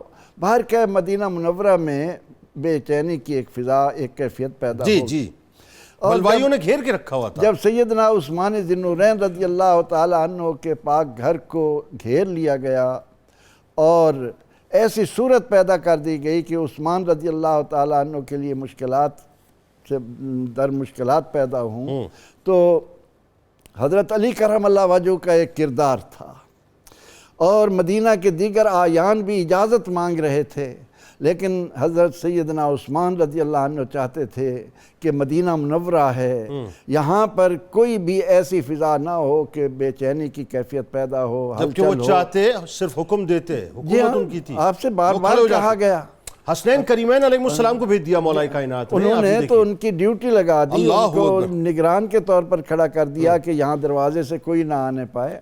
لیکن اس بے چینی کو دیکھ کر سیدہ حضرت صفیہ سلام اللہ علیہا، آپ نے ان کے لیے کھانے پینے کی چیزیں رکھیں اور خچر پر سوار ہو کر پہنچانے کے لیے آئیں. سیدہ ام سلمہ سلام اللہ علیہا کا بھی کردار ملتا ہے، بالکل. لیکن سیدہ صفیہ سلام اللہ علیہا جب آئیں اور اس انداز سے لے جا رہی تھیں کہ ان کی خدمت کے لیے پہنچیں، تو راستے میں ایک شخص نے ان آداب کا خیال نہ رکھا، وہ بلوائی تھا. ان کے خچر کو زد و کوب کیا. اب وہ پریشان ہوئی اور آپ نے فرمایا کہ میرا راستہ چھوڑ دو، میں واپس جاتی ہوں۔ اب وہاں سے تو آپ واپس چلی گئیں اچھا، یہ پھر وہی وقار والی بات آ گئی، آپ کو اپنے وقار کا بہت خیال تھا۔ یعنی اگر وہاں کھڑے ہو کر آپ لیکچر دیتی کہ جانو میں کون ہوں، کس کی طرف جا رہی ہوں، کس کے حکم سے جا رہی ہوں، کیا تقاضے پورے کرنے ہیں، تو یقینی طور پر لوگ آپ کے گرد جمع ہو جاتے، جس طرح کہ ہم نے دیکھا کہ بصرہ میں جنگ جمل میں ایک صورتحال بنی۔ تو آپ نے وہ چیز روکی، واپس چلی گئیں، لیکن اس کے بعد آپ نے امام حسن علیہ السلام کو اپنا معتمد بنا کر اس کو خاص اعتماد میں لے کر، اور امام حسن رضی اللہ عنہ نے چونکہ حجرے قریب قریب تھے، انہوں نے چھتوں میں لکڑی کا پل بنا دیا، اور آپ وہاں سے وہ سامان حضرت عثمان رضی اللہ عنہ تک پہنچاتی رہی، کھانے پینے کا کچھ کھانے پینے کی چیزیں اللہ دیکھیں وہی بات ہے۔ اب یہاں پہ جملہ مجھے عرض کرنے دیں کہ ماں ہوتی ہے، ماں ہوتی ہے، میں نے شروع میں ماں ہوتی ہے، وہ کیسے بھوکا پیاسا دیکھ سکتی یہ سب کچھ اسی لیے تھا کہ آپ کو اللہ تعالیٰ نے مومنوں کی ماں قرار دیا ہے، تو سیدنا امام حسن رضی اللہ عنہ کے ذریعے آپ نے وہ کیا اور حق ادا کیا۔ اور اسی طرح مدینہ منورہ میں کسی کو بھی تکلیف پہنچتی تھی تو آپ اس کو اپنی تکلیف سمجھ کر اس کا خیال رکھیں۔ کیا بات۔ اچھا اب آئیے ذرا ڈاکٹر صاحب یہ بتائیے، ہم نے حضرت صفیہ سلام اللہ علیہ کی مبارک ہستی کو ظاہر ڈسکس کیا، اور ہم تو کیا ڈسکس کریں گے، ہم حق ادا کر ہی نہیں سکتے، لیکن آپ کی جو ہستی ہے وہ جو امت کی خواتین ہیں ان کے لیے مشعل راہ ہے۔ ذرا بتائیے، آج لوگوں کو بہت مسائل پیدا ہو گئے معاشرے کے اندر، بچیاں ہاتھوں سے نکل رہی ہیں، شتریں بے مہار ہو گئی ہیں، آزادی کے نعرے لگ رہے ہیں، پتہ نہیں کون سی آزادیاں چاہتی ہیں، ڈھولک کی تھاپ کے اوپر ناچ رہی ہیں، رقص کر رہی ہیں۔ اصل تو یہ ہستیاں ہیں جن کو فالو کرنا چاہیے، جن کے قدمین شریفین پہ ہمیں چلنا چاہیے۔ یہ خواتین کی ایکچولی جو ہے نا یہ آئیڈیل ہے، بتائیے ذرا۔ بسم اللہ الرحمن الرحیم۔ اللہ تعالیٰ نے آئلی نظام کی شکل میں جو میاں بیوی اور پورا یہ خاندان کا سیٹ اپ بنایا ہے، اگر ہم حضور نبی اکرم صلی اللہ علیہ وسلم کی ازواج مطہرات کا بالعموم اور حضرت صفیہ کا بالخصوص پڑھیں تو آپ کو چند چیزوں میں بڑی ایک نمایاں پہلو نظر آئے گا۔ بتائیے کیا۔ ایک نمایاں پہلو تو یہ ہے کہ بچیوں کی شروع سے تربیت کرنا شروع کریں۔ واہ۔ حضرت صفیہ سلام اللہ علیہ کا محفوظ رہنا اور حضور تک پہنچنا جس ماحول میں ہے، یہ ہمیں سبق دیتا ہے کہ ہم بعض اوقات بچی ابھی 10-12 سال کی جب ہو رہی ہے تو آپ کی عقابی نگاہوں میں وہ گہرائی ہونی چاہیے کہ اس کا ایک دائرہ اب سے متعین کرنا ہے۔ یہ دائرے بعد میں متعین نہیں ہوتے، جب تربیت کرنے کے مراحل گزر جائیں اور خاص ذہن بن جائے پھر دائرے سے باہر بات ہو جائے۔ پھر دائرے سے باہر۔ ایک تو یہ ہے۔ دوسرا، ہمیشہ یاد رکھیں کہ بچیاں ہیں، گھر میں رہتی ہیں، تو والدین کو بطور میاں بیوی ان کے سامنے ایک آئیڈیل سچویشن رکھنی چاہیے، گفتگو میں، اخلاق میں، رویہ جات میں اتنی میچورٹی ہونی چاہیے کہ وہ جو قرآن کا جملہ ہے نا کہ الرجال قوامون علی النساء، ان کو پتہ چلے کہ ہماری ماں کی ہر ضرورت کی تکمیل ہمارا والد کر رہا ہے۔ Very good. اور یہاں ماں کو بھی باپ کا جو قد ہے وہ بڑھا کے رکھنا چاہیے۔ ہاں، یعنی دونوں طرف سے۔ حضور نبی اکرم صلی اللہ علیہ وسلم کا آپ تذکرہ ازواج مطہرات سے پوچھیں تو آپ حیران ہوں کہ حضور کے ساتھ ان کے تعلقات کی کتنی وسعت تھی، لیکن ان کا آئیڈیلزم ان کے اتنا پیش نظر تھا کہ وہ خود بنائیں۔ حضور نبی اکرم صلی اللہ علیہ وسلم نے ویسے نہیں فرمایا، جب آپ سے پوچھا گیا کہ آپ کی امت کا سب سے بہترین بندہ کون ہے تو آپ نے فرمایا کہ جس کے اخلاق اپنے گھر والوں میں سب سے اچھے ہیں۔ یہ پھر اخلاق سے ایک طرف سے نہیں ہوتا، دونوں طرف سے ہوتا ہے۔ تو گھر کے سسٹم کو چلانے کے لیے عورت کی حفاظت، پھر عورت کو اس چار دیواری میں محفوظ رہنا اور اس میں ایک ماں کے درجے پر فیض ہونے کی صلاحیت کا ہونا، یہ سارا ماحول بھی پیش نظر رکھنا چاہیے۔ بہت سے گھروں میں ہوتا ہے، بچیاں ڈیزاسٹر کر بیٹھتی ہیں، پتہ چلا ماں جو ہے وہ پاسٹ کے اندر بہت سی باتیں اپنے شوہر سے چھپائے بیٹھی تھی، اپنے طور سے ڈیل کر رہی تھی۔ یہ بھی ہونا چاہیے کہ باقاعدہ اگر کوئی ایسی بات خدا نخواستہ ہو بھی جائے تو اپنی بچیوں کے بارے میں اپنے شوہر کو بتاتی رہے، ضرور بتانی چاہیے۔ بلکہ بہت سارے آپ جب ازواج مطہرات کے حالات بھی پڑھیں، ان میں کچھ ایسے واقعات جو بتقاضۂ بشری تقاضوں کے بھی ہیں، ان کی ڈیلنگ آپ سیرت کی کتابوں میں پڑھیں، کتنے صبر و تحمل کے ساتھ ازواج مطہرات نے اور حضور نبی اکرم صلی اللہ علیہ وسلم نے ان معاملات کو ڈیل کیا اور اس کے اندر کتنی گہرائی تھی، یہ باتیں ہمیں پڑھنی چاہیے۔ اس کے علاوہ ہمیشہ یاد رکھیں کہ یہ جو بندھن ہے اللہ کی طرف سے، جس کو بچی پیدا ہو تو رحمت، بچہ پیدا ہو تو نعمت، اگر میں کہہ دوں رحمت اور نعمت پر مشتمل جو بندھن ہے، اس کا اگر آپ کو گہرا احساس شروع سے رہے کہ آپ کی رازداری، آپ کی ڈیلنگ، آپ کے معاملات، آپ کی تربیت اور اخلاق کتنی گھر پر گہری ہونی چاہیے، ان کے اثرات بچوں پر جاتے ہیں، وہ سب کچھ دیکھ رہے ہوتے ہیں۔ بچہ پہلے گھر سے سیکھتا ہے، ٹھیک ہے، پھر ماحول اثر انداز ہوتا ہے۔ اچھا سر، ایک بڑی تھن سی لائن ہے، اب اس تھن سی لائن کو جب بچی کراس کرتی ہے تو شتر بے مہاری نظر آتی ہے، اور اس تھن لائن سے پہلے اگر بچی کھڑی ہوئی ہے تو بچی کا اپنا ایک ڈیکورم ہوتا ہے، مطلب وہ ادب کے اندر سمٹی ہوئی نظر آتی ہے۔ عموماً ایسا لگتا ہے کہ بہت تیزی کے ساتھ آج بچیاں جو ہے نا اس لائن کو کراس کر رہی ہیں، لائن کراس نہ ہو اور ان کو یہ پتہ ہو ہماری حدود کیا ہے۔ بالکل ٹھیک۔ اور وہی بات ہے کہ وہ جو آزادی ہے وہ بھی سمجھ آ جائے کہ آزادی بھی ایک سرٹن باؤنڈری کے اندر ہے کہ جس میں آپ کو جو ہے وہ شتر بے مہار نہیں ہونا ہے۔ لیکن آزادی کا ہمیشہ معنی یاد رکھیں، آزادی کا مطلب یہ ہے کہ بندے کے وجود سے وابستہ جتنی بھی چیزیں ہیں وہ ایک اختیار کے ساتھ ظاہر ہوں۔ تو اس آزادی میں عقلی آزادی بھی آتی ہے، روحانی آزادی بھی آتی ہے، جسمانی آزادی بھی آتی ہے۔ آپ جسمانی آزادی کے قائل ہیں اور روحانی آزادی کے قائل نہیں۔ روح اور جسم کے تمام تقاضوں کو بیلنس کے ساتھ چلائیں نا، تو دیکھو نا، روح تو تقوی اور طہارت کے دائرے سے ہٹنا نہیں چاہتی، اور آپ صرف جسمانی تقاضوں کی وجہ سے اس سے ہٹنا چاہتے ہیں، تو گویا کہ آپ خود درجہ انسانیت کو پہلے چھوڑ رہے ہیں۔ درجہ انسانیت پر رہتے ہوئے جسم اور روح کا تناسب، پھر اللہ نے سعادت دی ہے ماں کے درجے پر آنے کی۔ تو ماں بننے کے لیے اگر عفت آپ کے پاس نہیں ہوگی تو آپ کی اولاد پھر کیا کرے گی؟ بہت اچھا ڈاکٹر صاحب، کمال کر دیا آپ نے۔ اگر آپ یہ دیکھ لیں کہ کل آپ جن کی مائیں کہلائیں گی، آپ کی بیٹیاں ہوں گی، بیٹے ہوں گے، ان کی جب شکایت ہے کہ آپ کو کتنی تکلیف ہو گئی، اور یہ اگر آپ کو گہرا احساس آج ہو جائے تو عفت و عصمت کی حفاظت اس لیے ہے کہ وہ ظرف، وہ برتن صاف ستھرا رہے جس میں اللہ تعالیٰ انسان تخلیق کرنا چاہتا ہے۔ ویری گڈ ڈاکٹر صاحب، کمال کمال کمال۔ شہزاد پرویز صاحب راول پنڈی سے ہمارے ساتھ ہیں، السلام علیکم۔ جی وعلیکم السلام سر جی، کیا حال ہے؟ ٹھیک ہے جی الحمدللہ، آپ بتائیں ٹھیک ٹھاک ہیں؟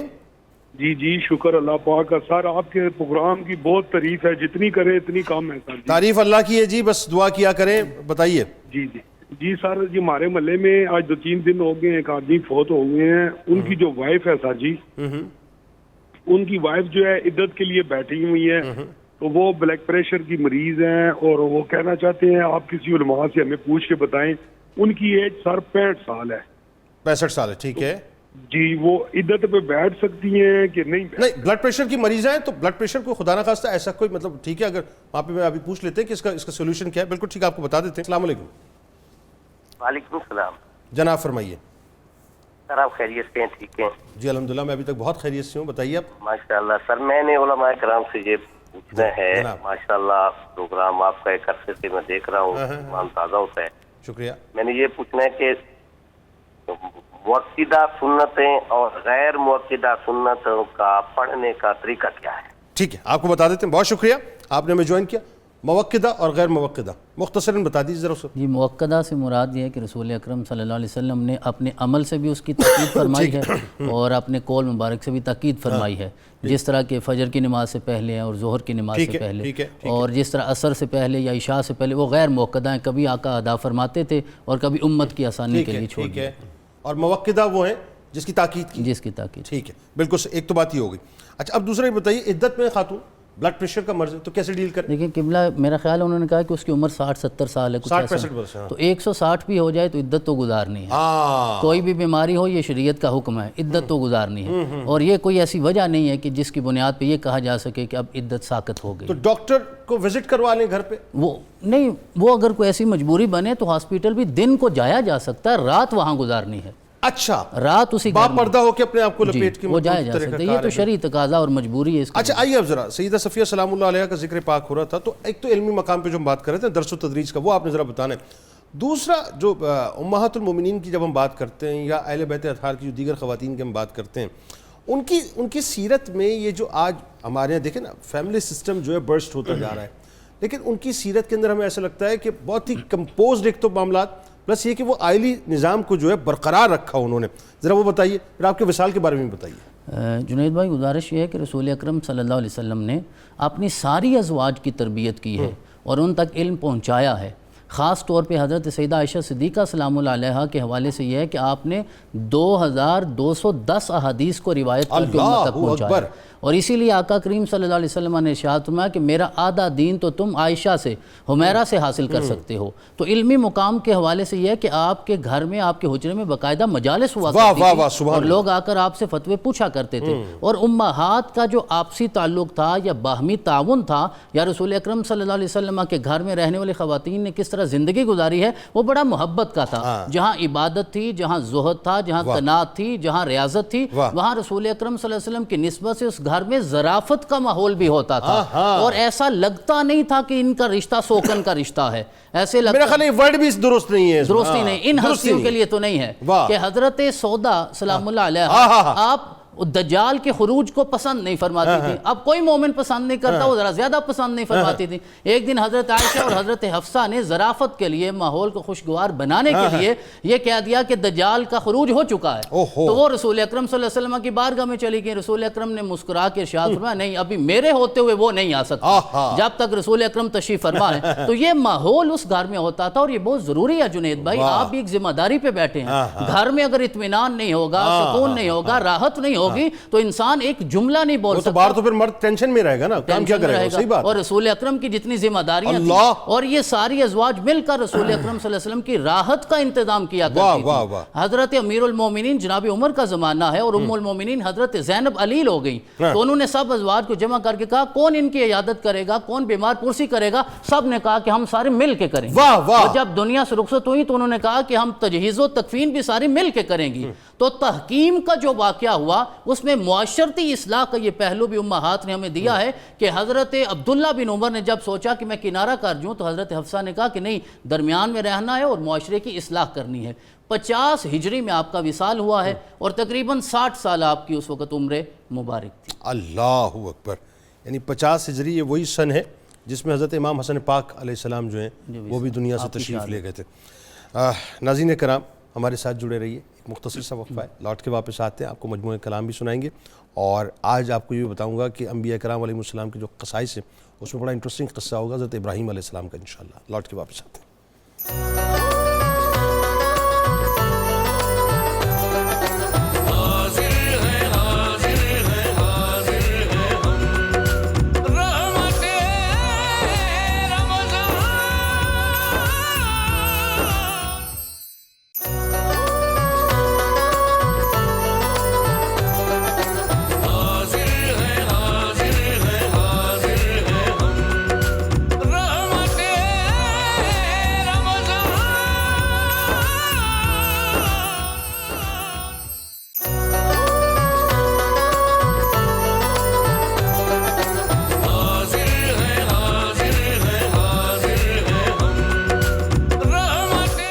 جناب ایک بار پھر میں آپ کو خوش آمدید کہتا ہوں. رحمت رمضان کی خصوصی براہ راست نشریات میں قصص الانبیاء کا موقع ہے، اور آج انشاءاللہ حضرت ابراہیم علیہ السلام کا تذکرہ ہوگا کہ کس انداز سے نمرود نے آپ کو آگ میں پھینکا اور اللہ تبارک و تعالیٰ نے آپ کو بچایا. اور اس کے بعد نمرود کو اللہ تعالیٰ نے مچھر کے ذریعے سے جو خدائی کا دعویٰ کرتا تھا انا ربکم الاعلیٰ، اس کو ایک مچھر کے ذریعے سے واصل جہنم کر دیا. ذہن میں رہے حضرت ابراہیم علیہ السلام اولو العزم رسولوں میں سے ایک رسول ہیں، اور اللہ تبارک و تعالیٰ نے آپ کو خلیل بنایا، یعنی خلیل اللہ آپ کو کہا جاتا ہے. اور آپ کے بعد آنے والے تمام انبیاء کرام علیہ السلام آپ ہی کی نسل پاک سے ہوئے. اس اعتبار سے آپ کا لقب جد الانبیاء بھی ہے. ایک طرف تو حضرت ابراہیم علیہ السلام کی ناظرین قوم جو تھی وہ ستاروں اور بتوں کی پجاری تھی، تو دوسری طرف بادشاہ وقت نمرود بھی خدائی کا دعویٰ کرتا اور لوگوں سے اپنی عبادت کروایا کرتا تھا. حضرت ابراہیم علیہ السلام نے قوم کو تبلیغ و نصیحت فرمائی اور بہت خوبصورت اور انتہائی آسان فہم دلائل کے ساتھ سمجھایا کہ اللہ تبارک و تعالیٰ ہی معبود ہے اور وہی خالق و قادر ہے، جبکہ بت بے بس بھی ہیں اور مکمل طور پہ لاچار بھی ہیں. بتوں کی بے بسی ظاہر کرنے کے لیے ایک مرتبہ حضرت ابراہیم علیہ السلام نے بتوں کے ٹکڑے ٹکڑے کر دیے. ظاہر ہے وہ ایک بالکل طویل واقعہ ہے, پھر کسی دن انشاءاللہ اس پہ بات کریں گے, جس سے آپ کی قوم آپ کے مکمل طور پہ خلاف ہو گئی اور آپ کو شہید کرنے کے منصوبے بنانے لگی. چنانچہ اس معاملے میں حضرت ابراہیم علیہ السلام کے ساتھ مباحثے باقاعدہ یعنی ڈیبیٹس ہونے لگیں. تو ابراہیم علیہ السلام نے بتوں کی بے بسی اور اللہ کی توحید کو واضح کر کے بیان فرمایا کہ لوگ مکمل طور پہ لاجواب ہو گئے. آخر کار جب وہ لوگ جواب سے مکمل طور پہ عاجز ہو گئے تو آپس میں ایک دوسرے سے کہنے لگے کہ آئے لوگوں, اگر تم اپنے خداؤں کی کچھ مدد کرنا چاہ رہے ہو تو ان کا انتقام لے کر اپنے خداؤں کی مدد کرو اور سزا کے طور پر حضرت ابراہیم علیہ السلام کو جلا دو معاذ اللہ. اس واقعے کو قرآن پاک نے سورہ انبیاء کی آیت نمبر 68 میں یوں بیان کیا ہے, وہ بولے اس کو جلا دو اور اپنے تباہ حال معبودوں کی مدد کرو اگر تم کچھ کرنے والے ہو. اسی طرح ان کی اس چال کو اللہ تبارک و تعالیٰ نے قرآن کریم کی سورہ صافات کی آیت نمبر 97 میں یوں بیان کیا ہے, وہ کہنے لگے ان کے جلانے کے لیے ایک عمارت بناؤ پھر ان کو اس کے اندر سخت بھڑکتی آگ میں ڈال دو. ناظرین کرام, ذرا اس بات کو تھوڑا سا ویژولائز کیجئے اور چشم تصور میں لے کے آئیے کہ اللہ کا خلیل لوگوں کے سامنے اللہ تبارک و تعالیٰ کی توحید بیان فرما کر ان کو دوزخ سے بچانے کی کوشش کر رہا ہے, جبکہ وہ ناسمجھ قوم کا معاملہ یہ ہے کہ وہ دنیا کی آگ میں جلانے کی ان کو مکمل طور پہ تیاریاں کر رہے ہیں. یعنی یہ بالکل اس طرح کی بات ہے کہ رسول اللہ صلی اللہ علیہ وآلہ وسلم نے اپنی قوم کو دوزخ سے بچانے کے لیے ان کو بتلایا کہ اللہ کی عبادت کرو اور یہ شرک اور یہ جتنا بھی کفر وغیرہ ہے بتوں کو چھوڑ دو, لیکن وہ رسول کریم صلی اللہ علیہ وآلہ وسلم کی جان کے در پہ ہو گئے. چنانچہ ناظرین جب نمرود اور اس کی قوم حضرت ابراہیم علیہ السلام کو جلا ڈالنے پر متفق ہو گئے, یعنی کنسنسس ان کے درمیان جنریٹ ہو گیا کہ ابھی کام کرنا ہے, تو انہوں نے آپ علیہ السلام کو ایک مکان میں قید کر دیا اور کوئی بستی میں سے پتھر لے کے آتا, کوئی کچھ لے کے آتا اور ایک لمبی چوڑی دیوار جو ہے انہوں نے بنا دی. پھر لکڑیاں جمع کرنے میں لگ گئے اور سب نے جوش و خروش کے ساتھ باقاعدہ اس کام کے اندر حصہ لیا معاذ اللہ.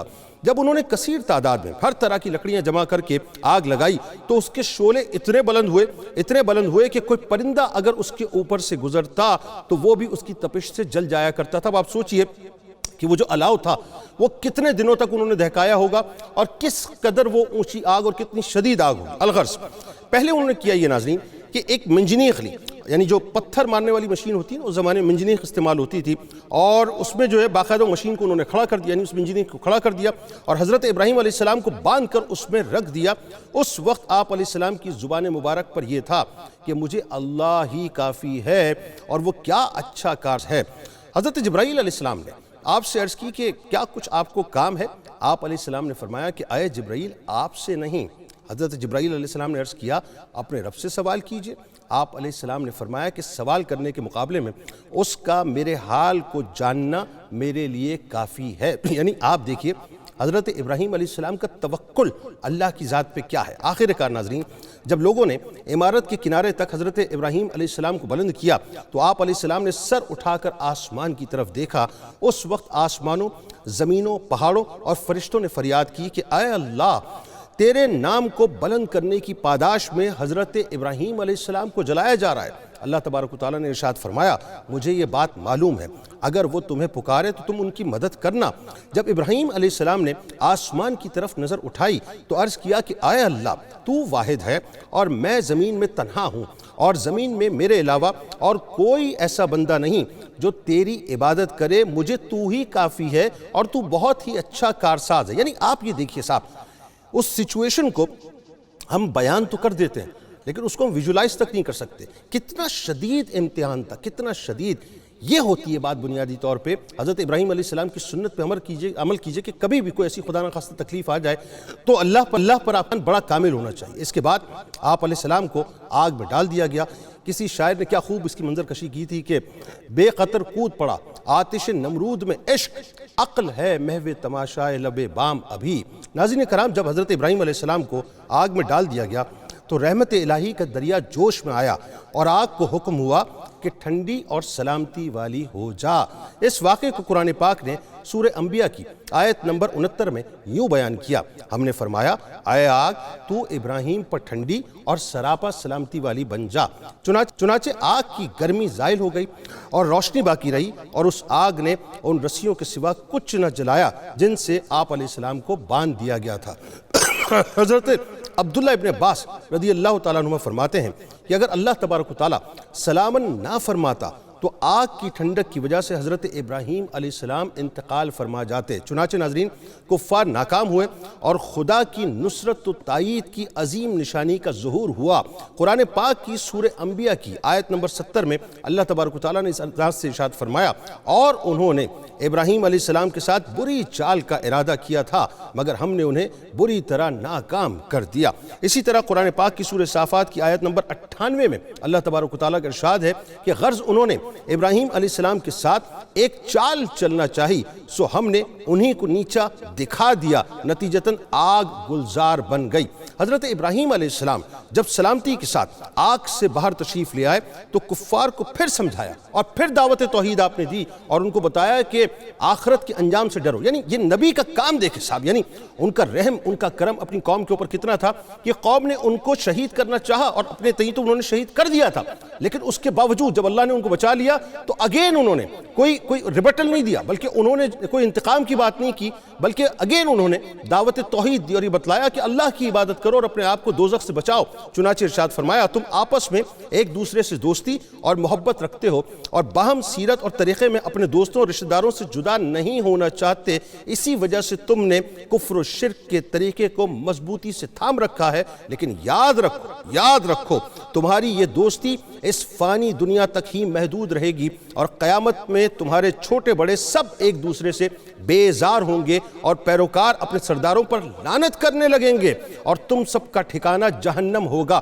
یعنی یہاں کنونس کیا کہ ایک دوسرے کی بیجا پیروی نہ کرو، کوئی کسی کا ساتھ نہیں دے گا، انسان کی صرف جو یوں کہہ لیجئے کہ پریزنٹیشن ہوگی اللہ کی بارگاہ میں وہ اعمال ہی کی بنیاد پر بخشا جائے گا۔ اس واقعے کو قرآن پاک نے سورہ عنکبوت کی آیت نمبر 25 میں یوں بیان کیا، اور ابراہیم علیہ السلام نے کہا، بس تم نے تو اللہ کو چھوڑ کر بتوں کو معبود بنا لیا ہے محض دنیاوی زندگی میں آپس کی دوستی کی خاطر، پھر روز قیامت تم میں سے ہر ایک دوسرے کی دوستی کا انکار کر دے گا اور تم میں سے ہر ایک دوسرے پر لعنت بھیجے گا، تو تمہارا ٹھکانہ دوزخ ہے، تمہارے لیے کوئی بھی مددگار نہ ہوگا۔ یعنی کیٹیگوریکل ابراہیم علیہ السلام نے بتلا دیا کہ تمہارا ٹھکانہ سوائے دوزخ کے اور کچھ بھی نہیں ہوگا۔ حضرت ابراہیم علیہ السلام کے ناظرین آگ سے صحیح سلامت تشریف لانے کا یہ معجزہ دیکھ کر حضرت لوط علیہ السلام نے آپ علیہ السلام کی رسالت کی تصدیق کی۔ یاد رہے کہ یہاں ایمان سے رسالت کی تصدیق ہی مراد ہے، کیونکہ اصل توحید و ایمان کا اعتقاد تو ان کو ہمیشہ سے حاصل ہے کہ انبیاء کرام علیہ السلام ہمیشہ ہی مومن ہوتے ہیں اور کسی حال میں ان سے کفر کا تصور نہیں کیا جا سکتا۔ اس واقعے کو قرآن پاک نے سورہ عنکبوت کی آیت نمبر 26 میں یوں بیان کیا، پھر لوط علیہ السلام ان پر یعنی ابراہیم علیہ السلام پر ایمان لے آئے اور انہوں نے کہا میں اپنے رب کی طرف ہجرت کرنے والا ہوں، بے شک وہ ہے غالب حکمت والا ہے۔ کچھ عرصے بعد ناظرین علاقے میں قحط پڑ گیا اور اس وقت کے جو خزانے تھے وہ مکمل طور پر نمرود کے قبضے میں تھے، چنانچہ لوگ اس کے پاس جاتے اور غلہ لے کر آیا کرتے تھے۔ حضرت ابراہیم علیہ السلام بھی اس کے پاس تشریف لے گئے تو وہاں آپ علیہ السلام کی نمرود سے گفتگو ہوئی۔ اچھا گفتگو بڑی انٹرسٹنگ ہے، اس کو توجہ سے سنیے گا۔ نمرود کو حضرت ابراہیم علیہ السلام کے عقائد اور دعوت کے بارے میں پہلے سے ظاہر معلومات تھی۔ اب جب آپ علیہ السلام سامنے آئے تو پوچھنے لگا کہ آپ کا رب کون ہے جس کی طرف آپ ہمیں بلا رہے ہیں؟ حضرت ابراہیم علیہ السلام نے جواب دیا کہ میرا رب وہ ہے جو زندگی اور موت دیتا، یعنی اجسام میں موت و حیات پیدا کرتا ہے۔ اور یہ ایک عمدہ دلیل تھی جس میں بتایا گیا کہ خود تیری زندگی خدا کے وجود کی گواہ ہے کہ تو بے جان نطفہ تھا، اس کریم نے انسانی صورت تجھے دی اور حیات فرمائی، پھر تیری مقررہ عمر پوری ہونے تک یعنی تجھے موت دے گا۔ اس دلیل کا جواب نمرود سے ظاہر نہ بن پڑا، کیونکہ اپنے عدم سے وجود میں آنے اور نطفے سے پورا انسان بننے اور اس سارے عمل کے لیے لازمی طور پر کسی خالق کے موجود ہونے سے وہ کیسے انکار کر سکتا تھا۔ لیکن مجمع کے سامنے چونکہ ظاہر وہ نمرود تھا، انا ربکم الاعلی کا دعویٰ کیا کرتا تھا، تو مجمع کے سامنے شرمندگی سے بچنے کے لیے خامخواہ حضرت ابراہیم علیہ السلام سے وہ ڈیبیٹ کرنے لگا۔ چنانچہ نمرود نے دو شخصوں کو بلایا، ان میں سے ایک کو قتل کر دیا اور دوسرے کو چھوڑ دیا اور کہنے لگا کہ میں بھی زندہ کرتا ہوں اور موت دیتا ہوں۔ یعنی کتنا بے وقوف آدمی تھا وہ، یعنی کسی کو گرفتار کر کے چھوڑ دینا اور اس کو زندہ کر دینا، یہ اس کی نہایت احمقانہ بات تھی کہ کہاں قتل کرنا اور چھوڑنا اور کہاں موت و حیات کو پیدا کرنا۔ قتل کیے ہوئے ہوئے شخص کو زندہ کرنے سے عاجز رہنا اور زندگی پیدا کرنے کی بجائے قاتل کو سزا نہ دینے کو زندہ کرنا، کہ یعنی اس کو یہ کہنا اس کی شکست اور جہالت کے لیے مکمل طور پہ کافی تھا۔ عقل و شعور رکھنے والا اسی سے ظاہر ہو گیا کہ جو دلیل و حجت حضرت ابراہیم علیہ السلام نے قائم فرمائی وہ ہر شک و شبے کو کاٹ دینے والی تھی اور اس کا جواب ممکن نہیں، لیکن چونکہ نمرود نے شرم مٹانے کے لیے کچھ نہ کچھ جواب دینا تھا، اگرچہ وہ سراسر باطل پر تھا، لہذا حضرت ابراہیم علیہ السلام نے اس پر دوسری ایسی دلیل پیش فرمائی کہ جس کا کوئی معمولی ظاہری جواب بھی مطلب جو ہے نہ دیا جا سکے، کہ ربوبیت کا جو تو جھوٹا دعوے دار ہے، تو موت و حیات کی تخلیق کی بات کرتا ہے، یعنی ایک آسان سا کام کر دے، اور آسان سا کام یہ کہ جو سورج ہے جو مشرق سے طلوع ہوتا ہے اسے تو مغرب سے طلوع کر دے۔ یہ سن کر وہ ہکا بکا رہ گیا اور کوئی جواب اس کے پاس اس وقت موجود نہ تھا۔ اس واقعے کو قرآن پاک نے سورہ بقرہ کی آیت نمبر 258 میں یوں بیان کیا کہ اے حبیب کیا آپ نے اس شخص کو نہیں دیکھا جو اس وجہ سے اللہ نے اس وجہ سے کہ اللہ نے اسے سلطنت دی تھی، ابراہیم علیہ السلام سے خود اپنے رب ہی کے بارے میں جھگڑا کرنے لگا۔ جب ابراہیم علیہ السلام نے کہا کہ میرا رب وہ ہے جو زندہ بھی کرتا ہے اور مارتا بھی ہے، تو جواباً کہنے لگا میں بھی زندہ کرتا ہوں اور مارتا ہوں۔ ابراہیم علیہ السلام نے کہا بے شک اللہ سورج کو مشرق کی طرف سے نکالتا ہے، تو اسے مغرب کی طرف سے نکال لا۔ سو وہ کافر دہشت زدہ ہو گیا اور اللہ ظالم قوم کو حق کی راہ نہیں دکھاتا۔ مناظرے کے بعد بدبخت نمرود نے حضرت ابراہیم علیہ السلام کو غلہ نہ دیا، چنانچہ آپ خالی ہاتھ واپس آئے اور گھر کے قریب پہنچ کر 2 بوریوں میں ریت بھر لی تاکہ گھر والے سمجھیں کہ کچھ کھانے کے لیے لے کر آئیں۔ گھر آتے ہی ناظرین آپ نے بوریاں رکھی اور سو گئے۔ اسی دوران حضرت سارہ سلام اللہ علیہ اٹھی اور بوریوں کو کھولا تو دیکھا دونوں عمدہ اناج سے بھری ہوئی تھیں۔ آپ نے کچھ اناج لے کر کھانا تیار کیا۔ جب حضرت ابراہیم علیہ السلام بیدار ہوئے تو دیکھا کھانا تیار ہے، تو آپ علیہ السلام نے پوچھا اناج کہاں سے آیا ہے؟ عرض کی کہ آپ جو 2 بوریاں بھر کے لائے تھے انہی میں سے یہ اناج نکالا گیا تھا۔ آپ علیہ السلام سمجھ گئے کہ اللہ کی طرف سے عطا کردہ باقاعدہ رزق ہے۔ حضرت سلمان فارسی فرماتے ہیں کہ ایک بار کفار کی طرف سے حضرت ابراہیم علیہ السلام پر 2 بھوکے شیر چھوڑ دیے گئے۔